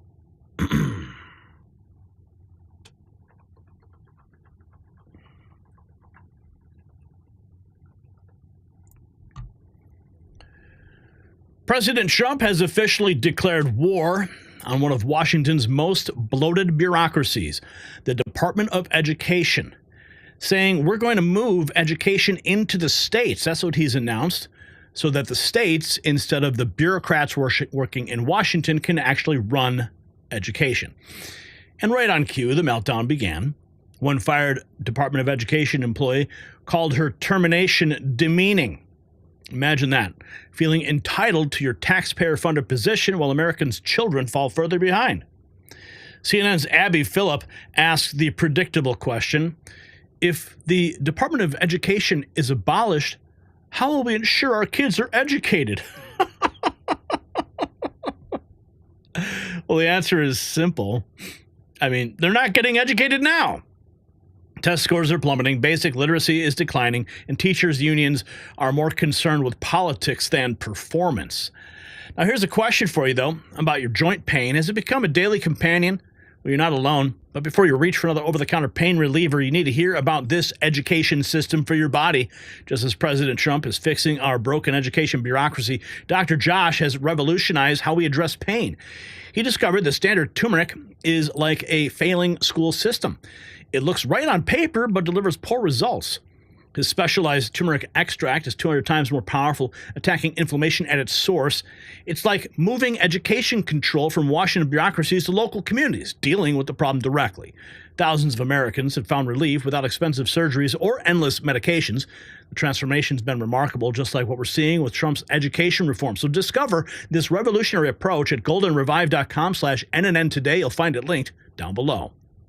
Okay, President Trump had this to say on the Department of Education in the Oval Office just 24 hours ago. Let's listen. 40, they're not doing a good job, and if you take a look at our education process, and if you look at the charts, because they have numerous charts where they do the top 40, we're at number 37, 38, 39, and 40, and recently they hit during Biden's last few days. They hit last, so they were number 40, and yet we're number 1 in cost per pupil. So it's pretty bad. But we have a dream, and you know what the dream is? We're going to move the Department of Education. We're going to move education into the states, so that the states, instead of bureaucrats working in Washington, so that the states can run education. And they're not. That's exactly what needs to be done. The Department of Education has failed. Trump is delivering much-needed reform. And here we have Paul Zipula, Department of Education employee, says it's demeaning that she was fired. These Democrats really think they're untouchable. They also have no consideration for how the U.S. government is bloated or that the Department of Education is a useless waste. Listen to this. Our jobs are angry. Are you worried? How is this sitting with you? I am definitely angry because I don't understand why I and my colleagues have been targeted for just doing our jobs. Our jobs are protecting the American public and their patient students. So it's very frustrating to not only have to endure the demeaning emails and ridicule that we're getting in the media, but to also have to lose your job when all you were doing was just following the law and enforcing that, or providing statistics to help teachers do their jobs. Angry? Are you worried? Providing statistics so teachers can do their job. Oh, I got an email. It asked me what I did last week. They wanted to know 5 things. I couldn't think of 5 things. And now I feel like they don't care about me anymore. Well, I mean, some employees are taking that as an opportunity by highlighting their importance to government and their effectiveness and how they support the mission of that specific agency. But the ones who are whining and crying about it are the ones clearly the ones that don't need to be there. Give me a break. Cry me a river. Here we go. CNN. Abby Phillip wants to know, if the bureaucracy is abolished, how will we ensure our kids are being educated? Oh my, what a ridiculous question. Like, do you think that your local school would suddenly, like, not figure it out? What are we going to do without the Department of Education? We're not getting handed down our globalist talking points anymore. How will we continue to program the young minds to be good global citizens? See, that's what it's all about. Centralized education.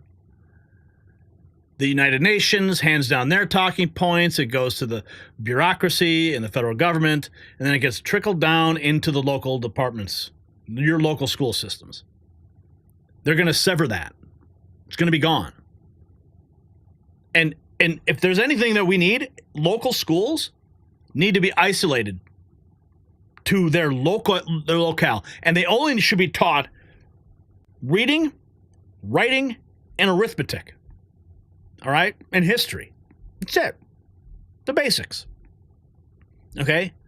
Not to be confused as to which bathroom they should choose, or their teacher's chosen pronoun of the day, or why is that flag hanging in the room? You see? That's part of the problem. But Abby Phillips thinks kids aren't going to get educated. But of course, the point is they are not being educated. Now they're being programmed. Scores. Unfortunately, yes. I don't think they're cutting the money. They want to send the money directly to the states. That's it. Respectfully, if this bureaucracy that is in place now at the federal and state level, no matter what state you're talking about, we're doing such a bang-up job, we wouldn't have these terrible reading scores. We wouldn't have these terrible math and science scores. Something is broken, and there's one more issue that no one's talking about, and that is the issue of truancy. We've got 30+% truancy rates in some places. Not only can these kids not read, we cannot even find them. I would not disagree. Exactly. I would not disagree with either of you all on the fact that we are not preparing our children well enough. But you want the state to control that's not. Absolutely not. And let me tell you why. I want there to be oversight. I don't necessarily want there to be a bloated bureaucracy, but what I do want is every child in this country to have an opportunity to succeed, regardless. And you know, let me just tell you the biggest problem we have in this country, because you said unions. I will push back on you and say that the greatest problem we have is the fact that children are punished in this country because of the zip code that they're born into. Mm-hmm. And until you can find me some parity. Different issue. No, it's not. Actually, you can solve it with school choice. Hang on a second, Kevin. The problem is that every choice wouldn't be it. What Bakari is saying. Okay, let's say that you get rid of the bureaucracy at the Department of Education. How do you ensure that kids are actually being educated and that they're not just being moved out? You think at the state level they hate children? And that they're not just being... Do you think at the federal level they hate kids? That they're not just being moved out of the public school system because it's easier to move them out than to educate them.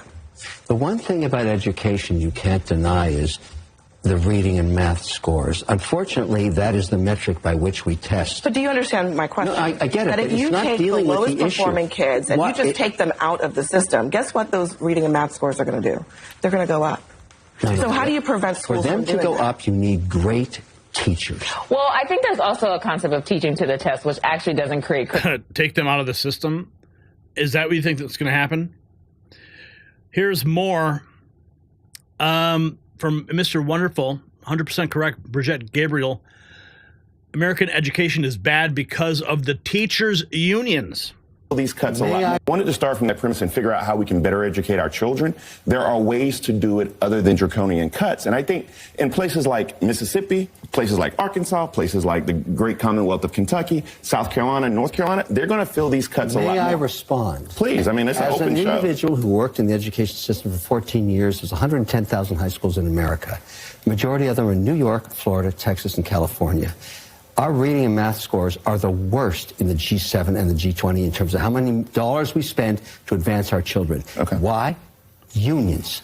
Unions that keep mediocre teachers in place in every high school in America, when we should be firing them. You want to talk about whack as our theme tonight's show? I would like to fire teachers that don't... Wait. And I'd like to pay a lot more to the teachers that advance math and reading scores, that push our system forward against every G7, G20 country.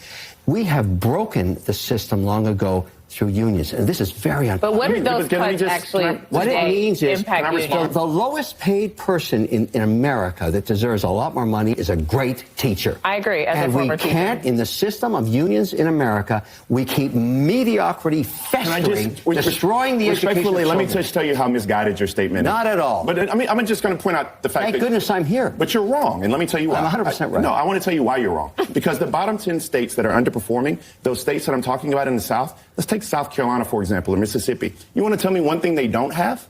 One thing they don't have: strong teacher unions. So there is no direct correlation. They have weak teacher unions? Or barely any they at have all. Unions. Yeah, but that's not the reason these places are failing. So when was the last time? If you look at 10 teachers, 4 of them are great. I want to double their salaries. That's no question. I agree with you. So why don't you just get rid of unions? Now what happens if you have a quarter of shame where kids go to school and their heating and air don't work, where their infrastructure is falling apart, where they have to drink unclean water, or they come to school hungry? Send the money to the states. That's what Trump is doing. How does that fix the problem I just laid out to you? Well, you got to fix the unions first, because we both agree bad teachers destroy advancement of children. I just have a question. Are you saying that... I wanted to start from that crimson. Yeah. So if they have bad water in the schools, the teachers' unions are going to fix that? I don't think so. Oh, man. Here's more. Democrats opposing school choice because they didn't think of it first. What? 100 miles. Does anyone believe in school choice at this table? No. I do. Why not? The problem is that you have to make every school a good choice. And school choice works in metropolitan areas where you have things like transportation. But in the rural places, if you have 100 miles and you have 4 schools, we trap a lot of urban kids in bad schools. And the problem with that is that if you go to school choice, and I talk to Roland Martin and others about this all the time, you'll have something like white flight after Brown v. Board. But instead of white flight, you'll have the people who can't afford to leave that school will leave, and it will cause a drain at those schools. I think we ought to give schools to the poorest kids to get them out of the worst schools as well. Is it going to have transportation? But will they have transportation? Oh, my goodness, man. Here we have Corey DeAngelis posting this. Congressman Burgess Owens calling out the main witness testifying against school choice for being a hypocrite. She went to a private school. Children generally... Private school choice. So did you go to a public school system? No, I went to a private school. Okay, you went to Head Royce School. Why? I spent time in Oakland. You had a choice in Oakland to go to public schools also. Why didn't your parents do that for you? Well, I would remind you that children generally don't choose the school that they go to. No, your parents did. Your parents had a choice. And your parents paid $30,000 to $50,000 a year for your choice. What gets me is how people like yourself, I would say this across the board, parents who have an option, they put their kids in the best schools. They know that's an investment for their kids' future. And yet you come here and say how well it doesn't work. I just want to read this real quick. In reality, students who use voucher experience worse educational outcomes than their public school peers. Obviously, your parents didn't think that way because they put you in a private school. Private school choice. Yeah, and I just found this clip. Watch this, okay? Here is a girl's mother who just got fired from the Department of Education, and now she's going online to talk about it. Michael Juswick says the U.S. Department of Education was started by Democrat President Johnson, who some believe ordered the last best Catholic president to be offed. But U.S. public schools first got whacked by Satan when one atheist woman used her son, William Murray, to ban daily prayer and Holy Bible reading. Do most people. My mom, along with a lot of other people, lost her job today working for the Department of Education. She worked there for almost 5 years, but not quite, so she won't receive her pension. I have said this before, but I do not come from a wealthy family. My mom is a single mother. She raised my brother and I, and we lived paycheck to paycheck growing up. People ask why she's not with me more. She has to work to survive and support herself, as do most people. But she's always done the best that she could. It is even harder now because she won't have a job. I'm going to try to support her financially as best I can, as well as myself, while she looks for another job. I have a full-time job. I have really good health insurance, both things that I am really, really grateful for, as I've said before. But that doesn't mean that this isn't like a stressful and a scary situation for her and for so many other people who have lost their jobs. But just a reminder that you don't know everything about someone's situation. Not everyone has the perfect family. Not everyone has a wealthy family, but we're all just doing the best that we can. And my mom has always done the best that she could. And I will always be grateful for that. Yeah, I mean, there's a human element, of course. But the sad part is that the government's grown so large and bloated that people are getting fired because those jobs are unnecessary or redundant. Here's one woman responding.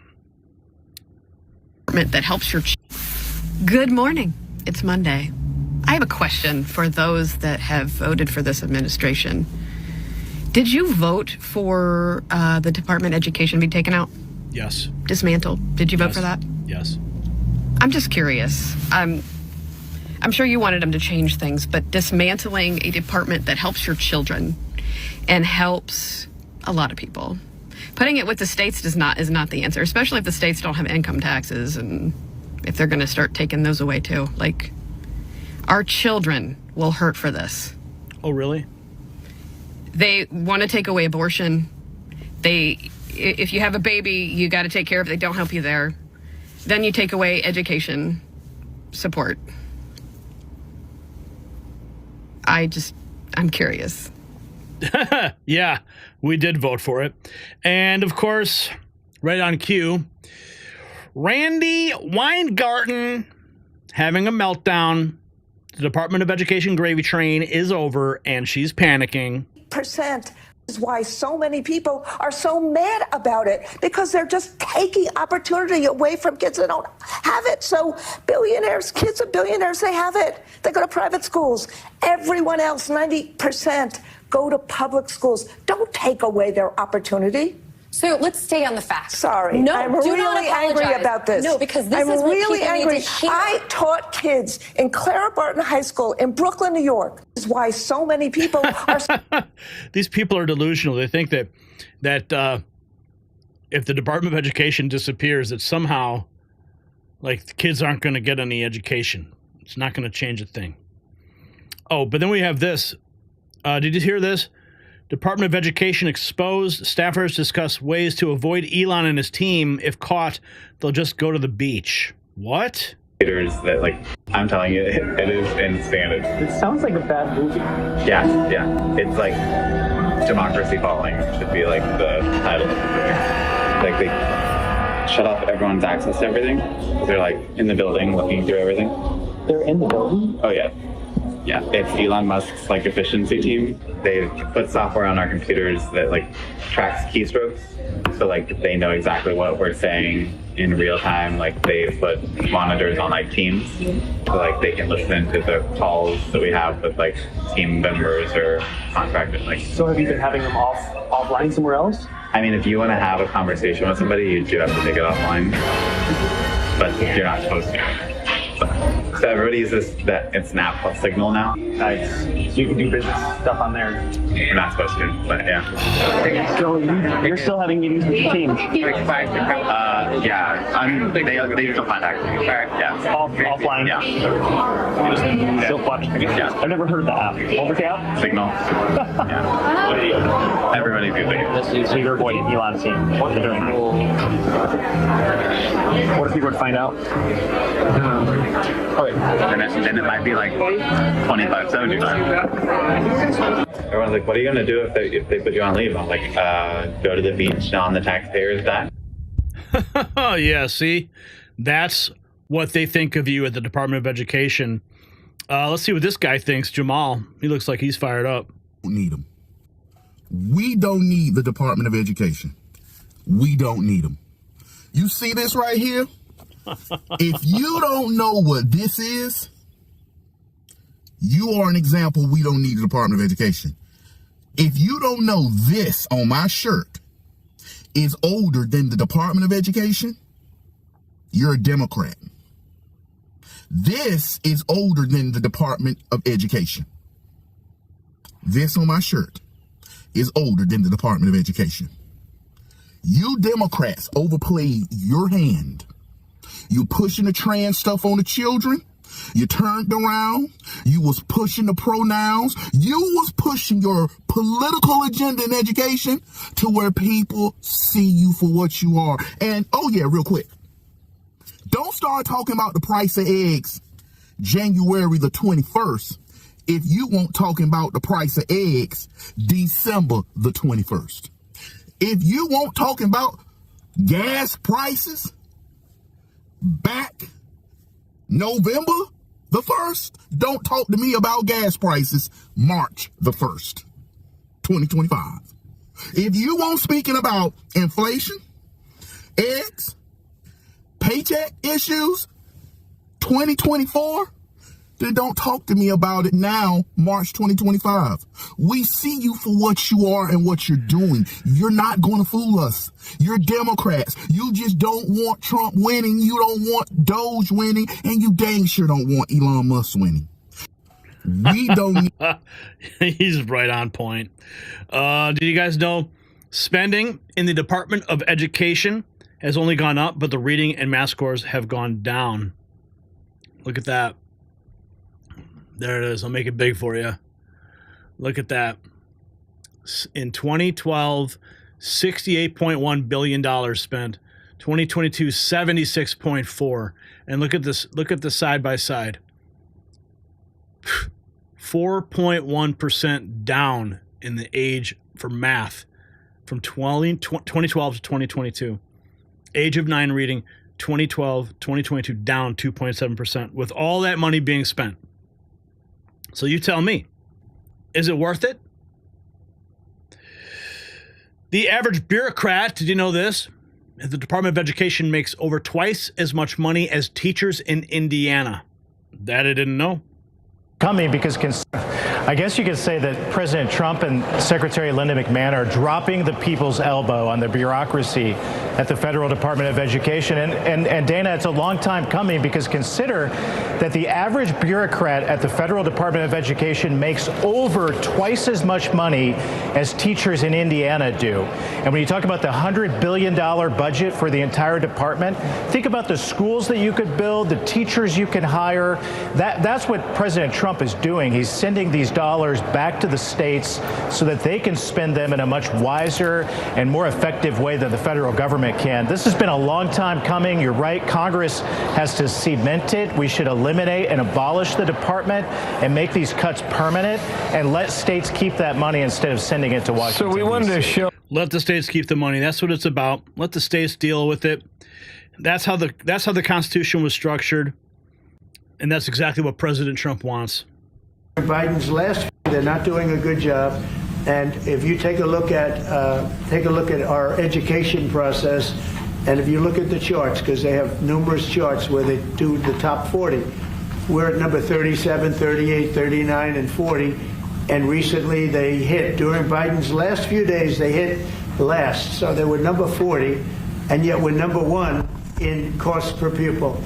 So it's pretty bad. But we have a dream. And you know what the dream is? We're going to move the Department of Education. We're going to move education into the states so that the states, instead of bureaucrats working in Washington, so that the states can run education. And they're not doing. Let the states run education. So the Department of Education has been failing America's children since Jimmy Carter created it as a political favor to the teachers' unions. And since its founding in 1979, test scores have plummeted while spending has skyrocketed. We now spend more per student than almost any other developed nation, yet our results are mediocre at best. This is not a funding problem, it's a structural problem. Kevin O'Leary and Scott Jennings pointed out the dismal performance of our current system, while Congressman Burgess Owens exposed the hypocrisy of those testifying against school choice. They went to private school themselves. The education establishment wants one set of rules for their children and another for yours. President Trump is finally doing what generations of parents have begged for, giving power back to the states and back to the families. So I ask you, you can reply in the comments, is America's education system beyond repair? Or is Trump's plan to dismantle the Department of Education exactly what we need? I want to hear your thoughts. Make sure you tap the link down in the description to grab a hat for the next news network. I want to see you wearing it on the streets, or maybe a t-shirt, or maybe a MAGA Avengers shirt with Elon and Ron Paul on it, or MAGA Avengers hat. Link down below. All right, let's keep this show going. I don't see any super chats to speak of at the moment, but I'm going to check in real quick with our... Let's see.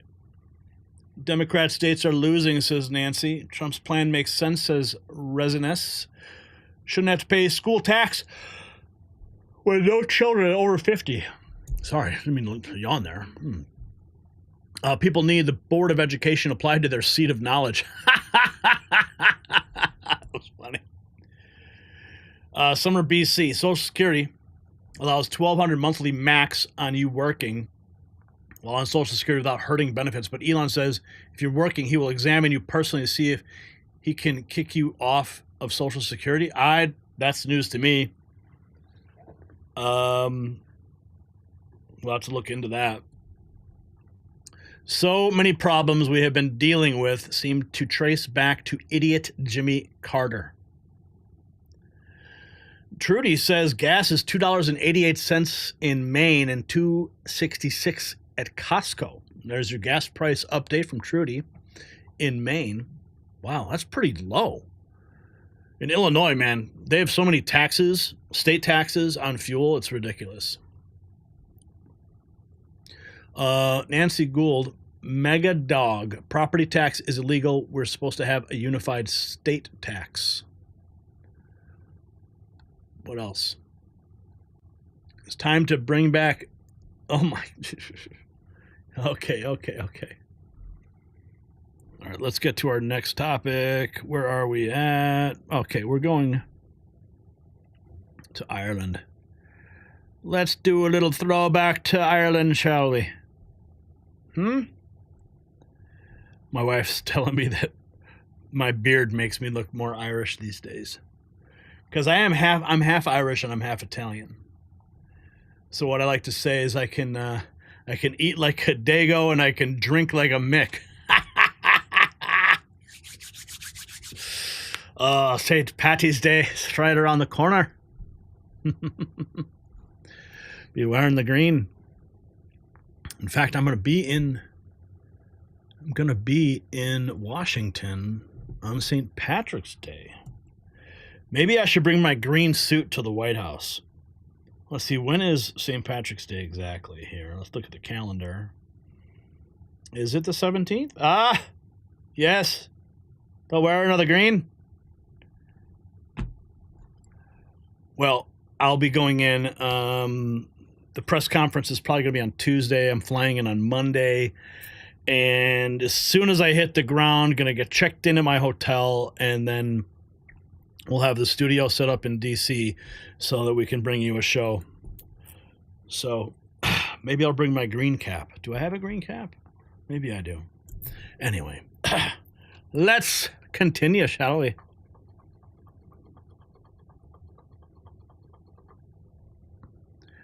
Wait a minute. Am I skipping ahead? Wait a minute. Wait. Yeah. Oh, number 4 is the Dems. My bad. I was jumping ahead of schedule. Must be all that scotch. Okay, sorry. I thought we were going to the 5th topic. My bad. Okay, let's go. $5 to make him talk like that every show. The hypocrisy is so thick you could cut it with a knife. The same Democrats who once warned us about the catastrophic effects of government shutdowns are now actively pushing for one. Let's follow the tape.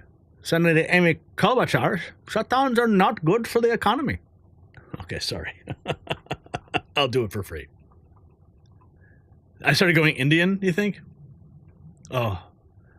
I'll try my best. Okay, let's get back. Irish, Scotch, Irish, German. Gary sounds more Indian than Ireland, says Aries Vixen. Brian, they called it. Yeah. All right. Enough games. We got work to do. The hypocrisy is so thick you can cut it with a knife. The Democrats, the same Democrats who once warned us about the catastrophic effects of government shutdowns, are now actively pushing for one. Yeah, let's roll the tape on Senator Amy Klobuchar. Shutdowns are not good for the economy. Senator Tim Kaine reading heartbreaking letters about delayed military training and lost veteran services. Bernie Sanders calling shutdowns serious and dangerous. And, of course, Chuck Schumer's warning, if the government shuts down, it will be average Americans who suffer most. Every single government shutdown, have you actually felt the pain? I don't think I ever have. Well, fast forward to today. The same politicians are ready to shut it all down. So what changed? It's simple. Donald Trump is president again. As Senator Tom Tillis put it, Trump derangement syndrome continues. They'd rather hurt Americans than give Trump a win. While Democrats flip-flop on shutdowns, here's something even more concerning happening to American men. And the government doesn't want you talking about it. It's called your testosterone levels. Might be plummeting right now, but not for the reason you think. So imagine this. Just as Democrats claim to care about government workers before reversing course, the health industry has been feeding you misinformation about your declining energy and motivation. The real culprit isn't aging or lack of exercise. It's one specific food that is secretly devastating your testosterone. And here's the shocking part. It's something you've been told is healthy. This testosterone-killing food is as deceptive as Democrat politicians before and after an election. The truth will surprise you. Men who've eliminated this one item are experiencing dramatic transformations in energy, muscle growth, and overall vitality. Discover what the establishment doesn't want you to know at sculptnation.com/NNN. It's linked below. Okay, we've got a lot to unpack. TDS is real. Here is just 3 hours ago, Senator Jack Reed of Rhode Island, chairman of the Armed Services Committee, a government shutdown of any duration would harm hardworking Americans. That's what he said in 2023. What's he saying now? Credit rating. A government shutdown of any duration would harm hardworking Americans and our economy. Shutdowns cost taxpayers billions of dollars per week. They cost businesses money. They could even cost a downgrade to the nation's credit rating. And they force an unnecessary disruption of many vital services. Federal workers in all 50 states who perform essential work, like food inspectors, TSA agents, or park rangers, would stop getting paychecks. The government. Oh, really? Here's Senator Warren, what she said in 2013. The least we can do, the bare minimum that we can do, would be to pass a continuing resolution to keep the doors open and the lights on. Threatening a shutdown, she says, is a last resort for those who can't win their fights through elections. What? Okay. Here's Senator Elizabeth Warren. Sent home for no reason. The least we can do, the bare minimum that we can do, would be to pass a continuing resolution to keep the doors open and the lights on. Now remember, this is 2013. We can ensure that over 1 million federal workers aren't simply sent home for no reason.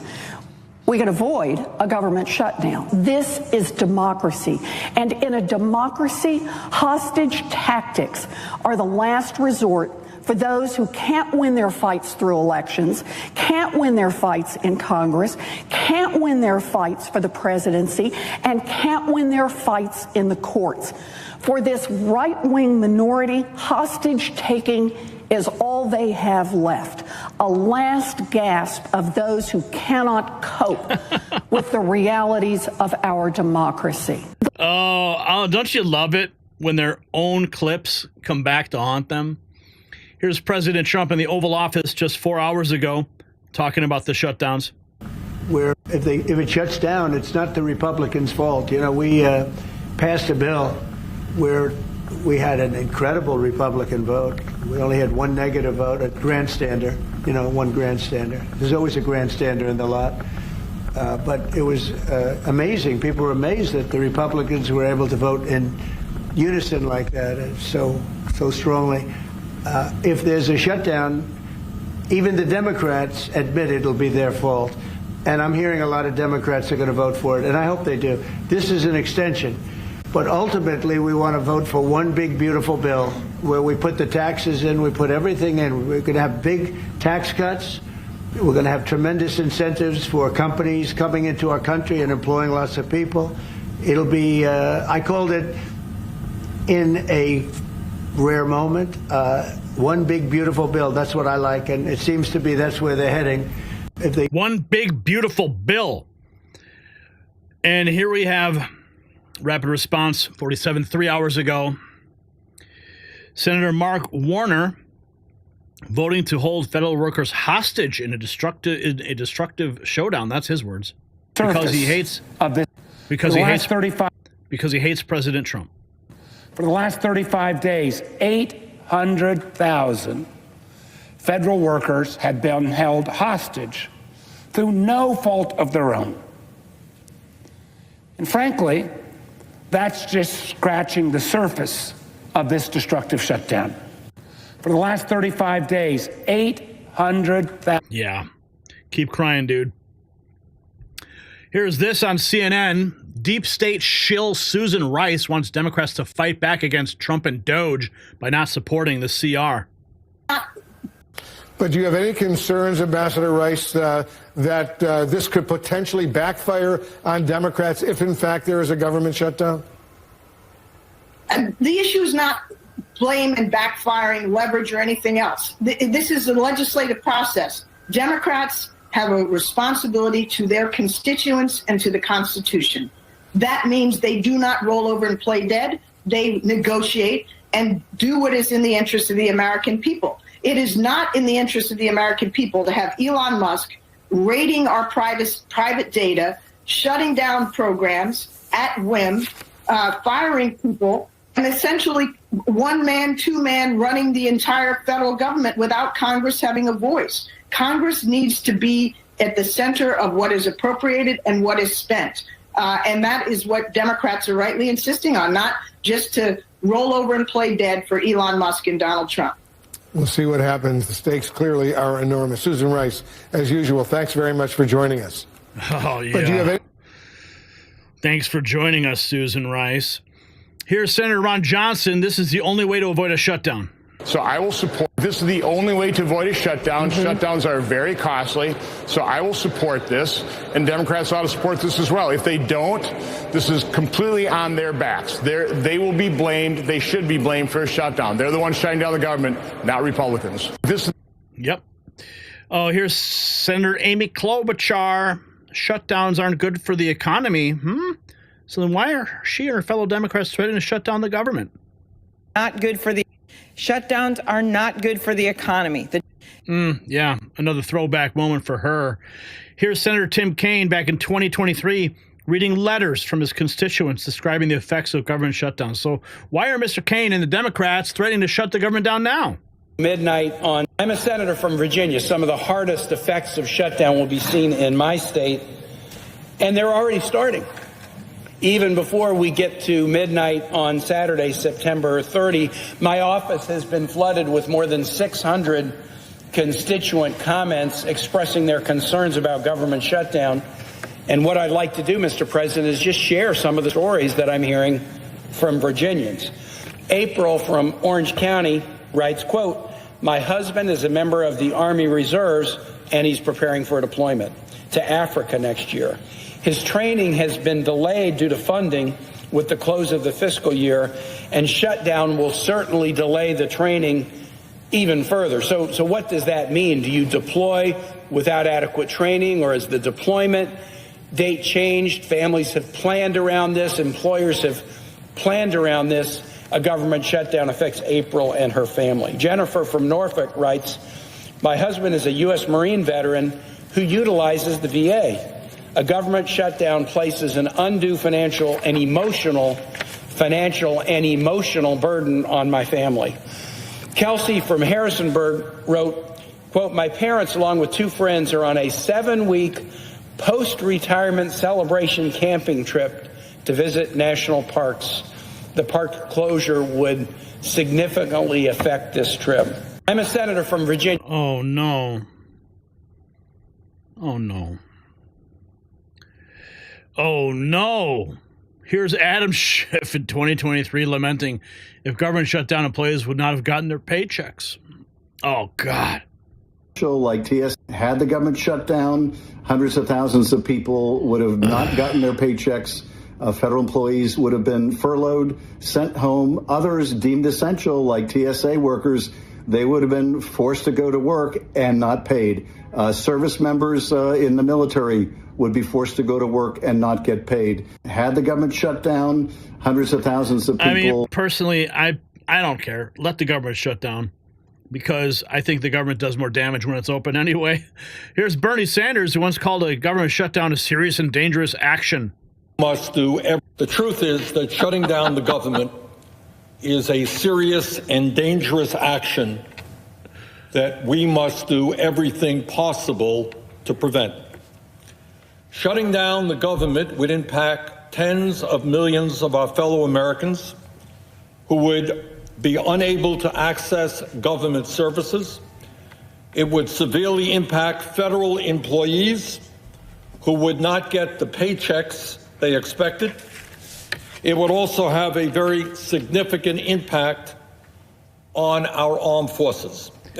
I mean, their own words. They're talking about how devastating that it would be, yet they're threatening government shutdown. Okay, here's Schumer last September. To chaos. If the government shuts down, it will be average Americans who suffer most. A government... Average Americans who suffer most. Oh, look at this. Pencil Neck wants to shut down government because he hates President Trump. Incurable TDS. Look at this like walk and talk video he's doing in the halls of the government.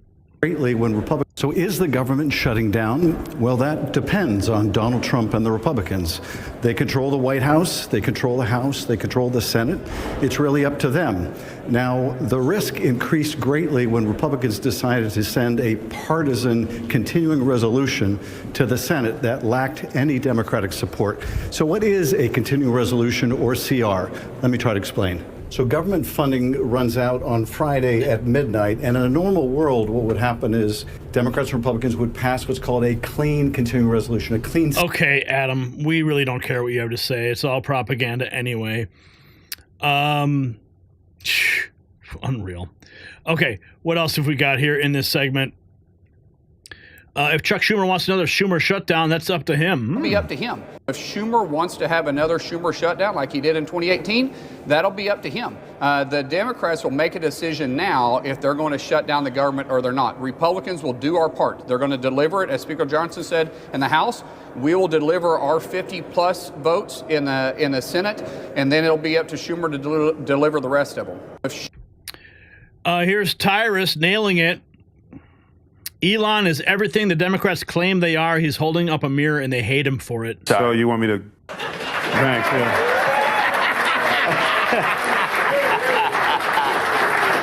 Yes, I'm sorry. So you want me to comment on the... No, I want to... No, actually, you know, let me just... I actually don't need a question. Yes. Because I've given this a lot of thought, because the reason why they despise Elon is because Elon is what they pretend to be. Mm-hmm. He's an activist. In the sense that he's doing something selfless to make a change with no benefit to himself, to put himself in peril. Mm-hmm. They pretend that. Right. For profit. Good point. So he's the mirror. You'll see it, like, if anyone watches movies, there's that great old school Mozart movie where the guy just hated him because he was good. Amadeus. Yeah, Amadeus, yes. So many notes. Yeah. They just didn't like him because he was good.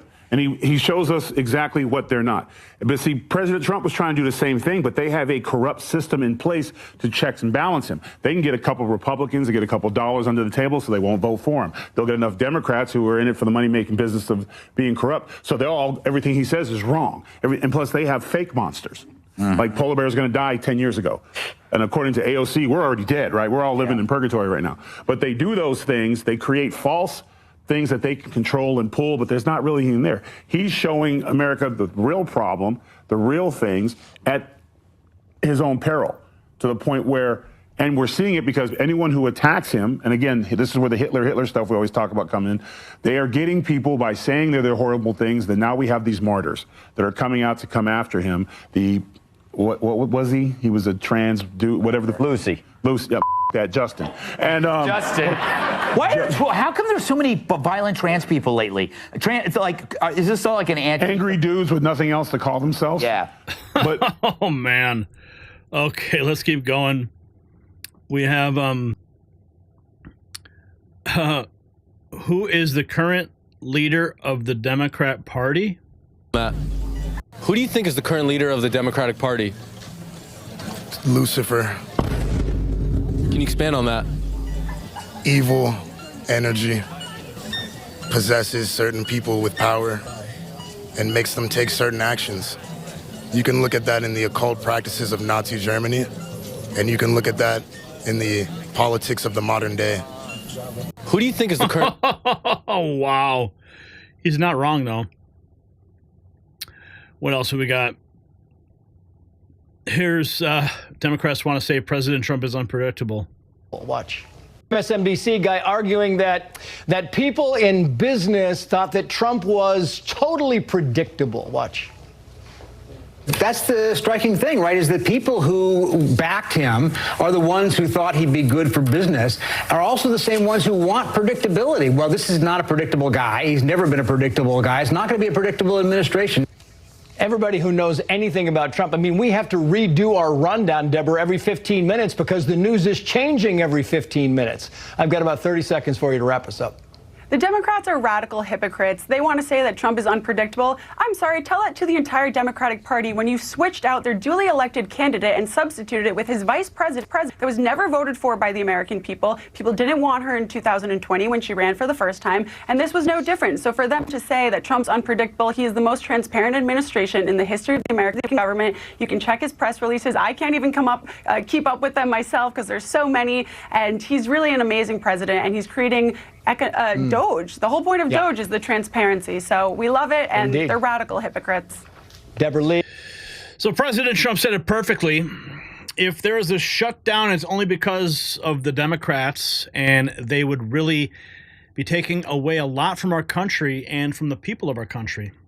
This level of rank hypocrisy reveals the true nature of today's Democrat Party. Power at any cost, even if it means hurting the very people they claim to champion. Adam Schiff, who once lamented that service members would be forced to work without pay during a shutdown, is now leading the charge for one. Meanwhile, Democrat strategist Julie Rodzinski showed their true elitist colors by claiming Trump supporters are too poor to afford Teslas. The mask is slipping, folks. It's not about principles. It's about punishing Americans for voting for Trump. They become so consumed by hatred that they're willing to sabotage our government just to spite one man. So I ask you this for the comments. Is this the party of compassion, or have Democrats become the party of revenge politics? And show where you stand with the real news by taking a look and browsing around our merch shop. Grab a Next News coffee mug or a hat or a t-shirt or even a big flag for your wall and show the world you stand with real news. It's linked below. Okay, and let's see where we're at here. Any super chats to get to? No super chats. Okay, checking in the main chat. It's all about themselves. Good to see you dig it all. Good to see your dig it an image, Gary. What? Schumer is Palestinian. What? Slavers, Gary. Do Teslas use regular electrical outlet, or would I have to get something upgraded? You have to have a 220 amp plug in your house, in your garage. Later, Misfits. Been a long day, says Running Bear. Both sides make money. Only the God-fearing are trustworthy. I was too busy looking at the blonde, and then Gary froze it perfectly as if the brunette was Steven Tyler. What? What are you talking about? All right. Okay. Trump is making common sense great again, says Thinking Impaired. God is in control. Time is running out for this world. Isn't that true? Okay, now we get to our Irish throwback. I'll try not to use my Indian accent now. Okay.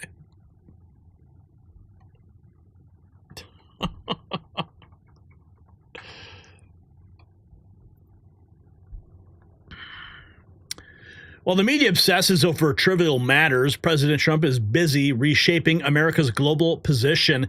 He met with Ireland's Prime Minister, Michael Martin, and it represents a significant shift in international relations that few are talking about.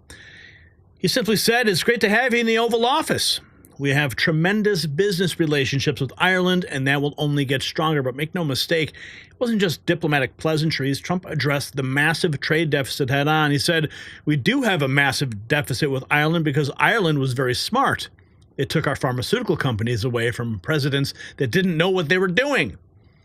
Unlike his predecessors, who let America get fleeced, Trump has made it clear the EU has been very tough, and it's our turn too. And just as President Trump is strengthening America's position globally, you need to strengthen your body's most vital systems. Did you know nearly half of all American adults struggle with high blood pressure? It's a silent crisis threatening our nation's health, much like Ireland's pharmaceutical advantage was a silent drain on our economy. But now there's hope on both fronts. President Trump is rebalancing our international trade relationships, and this powerful formula is helping thousands rebalance their cardiovascular health. It's a triple action solution that helps manage blood pressure, cholesterol, and weight naturally, containing clinically proven ingredients like white mulberry leaf, cinnamon bark powder. It works by reversing insulin resistance, that hidden culprit behind many issues. Just as Trump is negotiating better deals for America, you can negotiate better terms with your body. Visit boostwithgary.com for up to 40% off and take control of your health destiny. Boost with Gary, linked in the description. Okay, let's check in on what happened when the Prime Minister of Ireland presented the president with the traditional bowl of shamrock. Time-honored tradition, I'm going to present the bowl of shamrock to President Trump.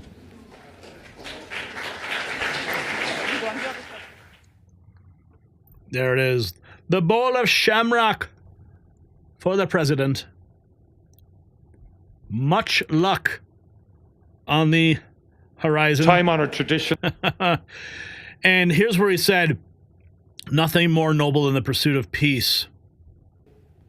In my view, there is nothing more noble, President, than the pursuit of peace. And this is what you are doing.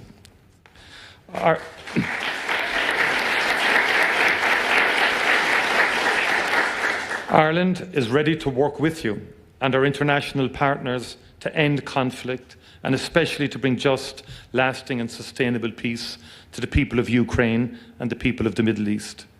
Conflict and war hurt the most vulnerable. Too many children in particular have died in Gaza, in Israel, in Sudan, and too many children have been abducted in Ukraine. Let us together never cease to strive for peace, prosperity and opportunity for all the world's children. That would be an extraordinary achievement for the transatlantic relationship and an extraordinary legacy for the ages. In my view... Legacy for the ages. Here's more. President Trump. White House. We have come together to this beautiful White House this evening for the annual Shamrock Ceremony, a living symbol of the long and unique friendship between Americans and the Irish. And we're always going to have that friendship, just like we have a great friendship. We'll always have that very special friendship. This wonderful tradition dates back to 1952, when the first Irish ambassador to the United States sent President Truman a box of shamrocks as a gesture of goodwill. You hear that, Walsh? The first. You're not the first. You're, I don't know what you are. What number are you? Do you have any idea? It's been a long time, right? Let's see. I could figure it out pretty easily. The bond between our nations is the old America itself, and it is as old as our country. So many Irish volunteers risked their lives in the American Revolution, and George Washington described Ireland as, quote, the friend of my country in my country's most friendless day, meaning Ireland stuck with us when we were not doing so well, when it was looking pretty bad. Irish heritage gave us the boldness of Andrew Jackson. I didn't know Andrew Jackson was Irish. The brilliance of F. Scott Fitzgerald, Henry Ford, and Walt Disney, and the leadership of the late, great President Ronald Reagan. And Gary Franchi. He forgot that part. Here's President Trump departing. The Friends of Ireland luncheon. Oh, man, the bagpipes kill me every time. Every time, the bagpipes. Oh, man, there's something about that sound, man. God, I love it. I can't even play it because I'll start crying. Man, I love it. Ooh. Oh, man, I love the bagpipes. Oh, that's rough. God bless him. Here he is at the Friends of Ireland luncheon. Most of which are thank you to Speaker Johnson, and thank you to all of the members of Congress who are here, quite a few, most of which are Irish, most of whom are Irish. And we welcome Taoiseach, and I love the name because Michal, but it's Michael. I said, how many people call you Michael? It's exactly Michael. I said, he said, about 50%. I said, do you get upset when they do? He said, no, but I'm going to call you Michal because that's the way it is. Martin, who has really been terrific. I've been with him quite a bit. I've spoken to him quite a bit, and we're going to have no problems. And his wife, Mary, we welcome you to America. Fantastic people. And it's really a wonderful annual tradition being here. We're also grateful to be joined by Irish Ambassador to the United States, Geraldine Byrne Nason. Where's Geraldine? Hi, Geraldine. Thank you very much. And the entire Irish delegation. And I know we're a little bit, everybody's a little bit late today, but that's okay because we're celebrating the Irish, and I think it's okay we're a little bit late.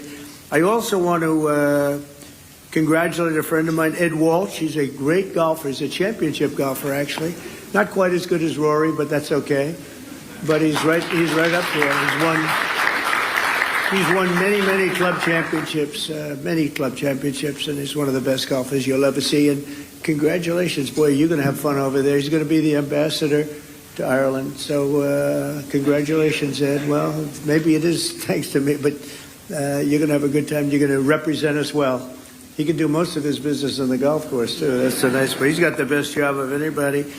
And I really appreciate so many of my friends being here. So many great friends are here. This afternoon, we're gathered to celebrate the deep and abiding ties of history, family, and friendship that bind together Ireland and the United States of America. The Irish-American patriots have been part of our national history in our country's earliest days. Amazing history they have with our country. Irish Americans fought heroically in our war for independence, served with honor in the crucible of the Civil War, and won fame and valor among Theodore Roosevelt's famous Rough Riders. They were Rough Riders. By some estimates, more than 2,000 Irish American warriors have earned the Congressional Medal of Honor. This is an amazing statistic, because who would ever think that's even possible? It's more than 50% of the medals of honor were won by the Irish. I'm going to have to check that. That sounds like, that's an awfully good statistic. We're going to have to check what's going on over there, huh? But that's an amazing statistic, actually, 50%. This includes the great Audie Murphy, the most decorated enlisted soldier in American history, whose service in the Second World War earned a Medal of Honor, 2 Silver Stars, a Bronze Star, 3 Purple Hearts, and the Legion of Merit. Quite a person. Became a movie actor. The movie actor stuff wasn't quite as good as the soldier that he did, but he was great. Became a very famous person, actually. America has truly been blessed by the courage and unstoppable spirit of the Irish. Over the generations, Americans of Irish ancestry have helped build our railroads and raise our cities and man our factories, enrich our culture with art and music and literature. We see that all over. and protect our communities by joining the proud tradition of Irish-American police officers and firefighters. And few have done more for the Stars and Stripes than the sons and daughters of the Emerald Isle. And I can tell you, I know your father was a great boxer, and they have a lot of good fighters. I know so many Irish fighters, they like to fight, and they're damn good at it too. But his father was a great fighter, actually, so that means genetically I'm not going to mess around with you. You understand? I'm a believer in that. But as you know, on Monday, millions of Americans will celebrate St. Patrick's Day. We love St. Patrick's Day, maybe especially in New York. Hundreds of thousands of citizens decked in Irish green will parade through the streets of Chicago, Boston, Philadelphia, and of course New York, a sight that I've witnessed many, many times. In Manhattan, the people will stream up Fifth Avenue and march past the magnificent, I see it so much, and I love it, especially when you're looking down upon St. Patrick's Cathedral, because it's, to me, one of the most beautiful cathedrals in the world. And it's a monument not only to God, but also to the patron saint of Ireland, patron saint. It's really an extraordinary testament to the connection between our two countries that after more than 1,500 years, the shining legacy of St. Patrick still rouses city blocks half the world away. Think of that, and fills our people with incredible love and pride. We have a lot of pride in that cathedral. That cathedral is something, to me, so beautiful. I think maybe my favorite, they have larger, you know. It's very large, but they have larger, but I think it's truly one of the most beautiful. The Irish spirit is truly alive and thriving in America, and as we see today, the friendship between our nations is strong and it's really unbreakable, and that includes all of you, you know. It's all of you. We love you all. So, Taoiseach, I want to just thank you once again for being here. It's an honor, and hopefully we're going to be doing this at least 3 more times, okay? We're going to be doing this 3 more times, at least. When I say at least, they go absolutely crazy. Okay, let's keep going. What happened here? This is some of their Oval Office talk. Thank you for your hospitality and the warmth of your reception. And I commend you in terms of the work that you're doing, particularly in terms of the pursuit of peace, which we discussed earlier. And I think that's going well. And you really have, in the first 100 days of this government, you've done some extraordinary things very quickly. Everybody's watching. Everybody's watching for sure. Here's more.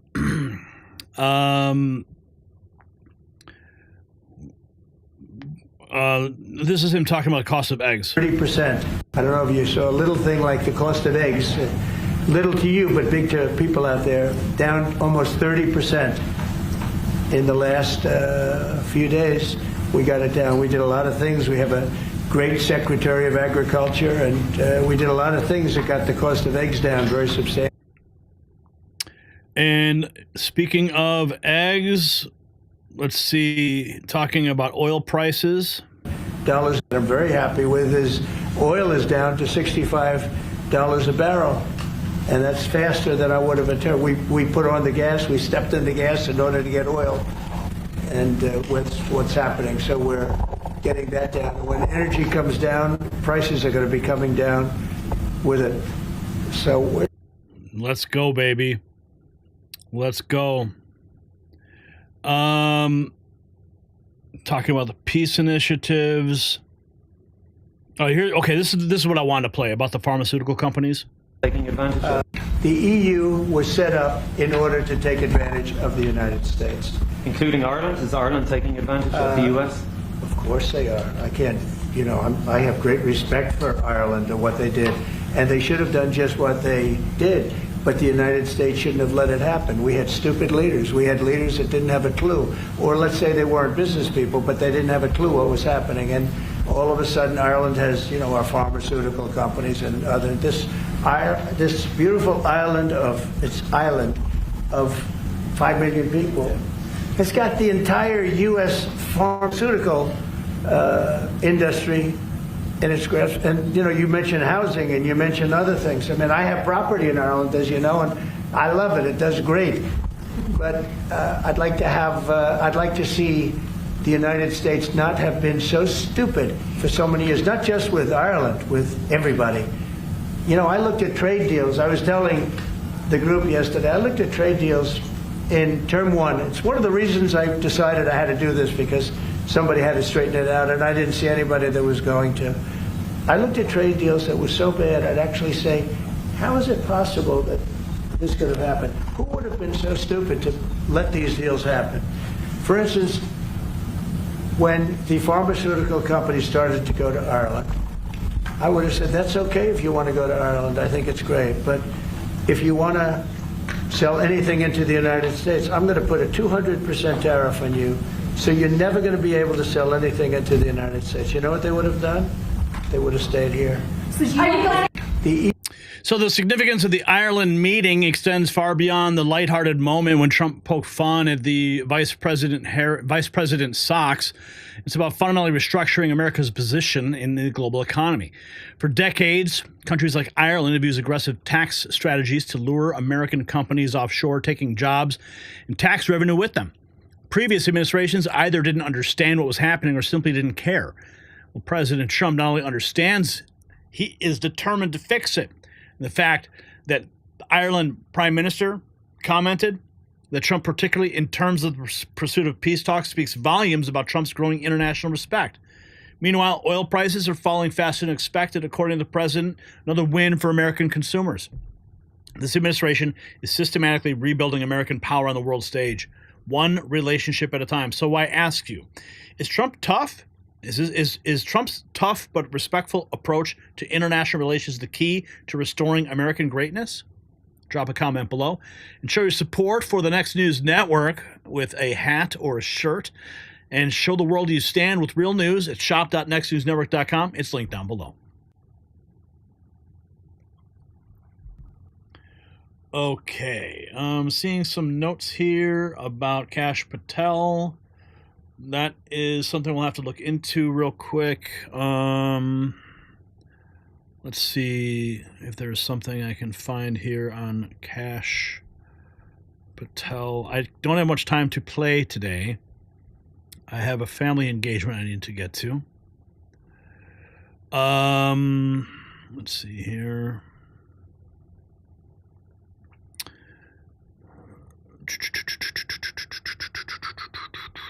I'm looking. Let's see, top. FBI just dropped a bombshell, issuing subpoena for Judge Juan Merchan's daughter. And the company, okay, that's good. High-ranking career CBP official with attempting to defraud FEMA. That was a day ago. Wow. Receipts are coming. Christopher Wray was running a criminal enterprise. Pelosi was too busy filming a movie. Supposedly January 6th. FBI investigation uncovers 256 emails between Schiff and Epstein. What? Are you serious? Okay. All right, let's continue. I do have to run. I'd love to sit and play, but I cannot. Got more work to do and a family event to attend. So that's our show for the night. And what a show it's been. We've covered the remarkable economic turnaround that's happening under President Trump's leadership. Just 53 days in, and already we're seeing wholesale inflation dropping, consumer prices easing, American manufacturing roaring back to life. The numbers don't lie. Even when the mainstream media refuses to report them honestly. We've exposed the coordinated attacks against Elon Musk and why the deep state's so terrified of his influence. When they pour liquid latex on Tesla robots and justify violence against his companies as protests, you know they're desperate. Remember, they loved him until he started supporting free speech. Funny how that works.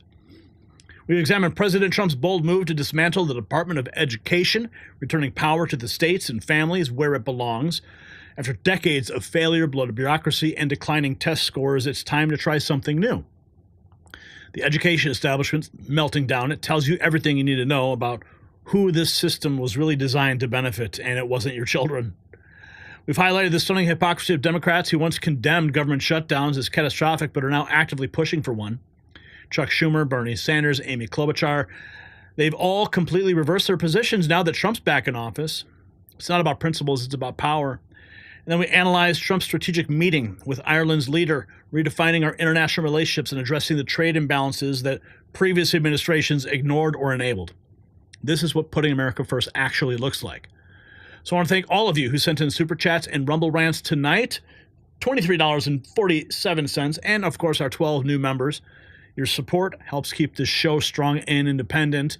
And if you value truth that we bring you night after night, please consider donating. The links are in the description below. We don't have billionaire backers or corporate advertisers controlling our content. We do have you, though, and that's all we need. So tell a friend about the Raw feed, share our clips, follow us on Rumble and X. And the algorithm may try to bury us, but they can't silence the truth if enough of us share it. And don't forget to check out our merch shop at shop.nextnewsnetwork.com. It's linked below. Our Next News swag is selling fast. And show the world you support real journalism with our exclusive designs. This is Gary Franchi for the Raw feed. We'll see you tomorrow night as we continue to document America's remarkable comeback. Good night, and God bless.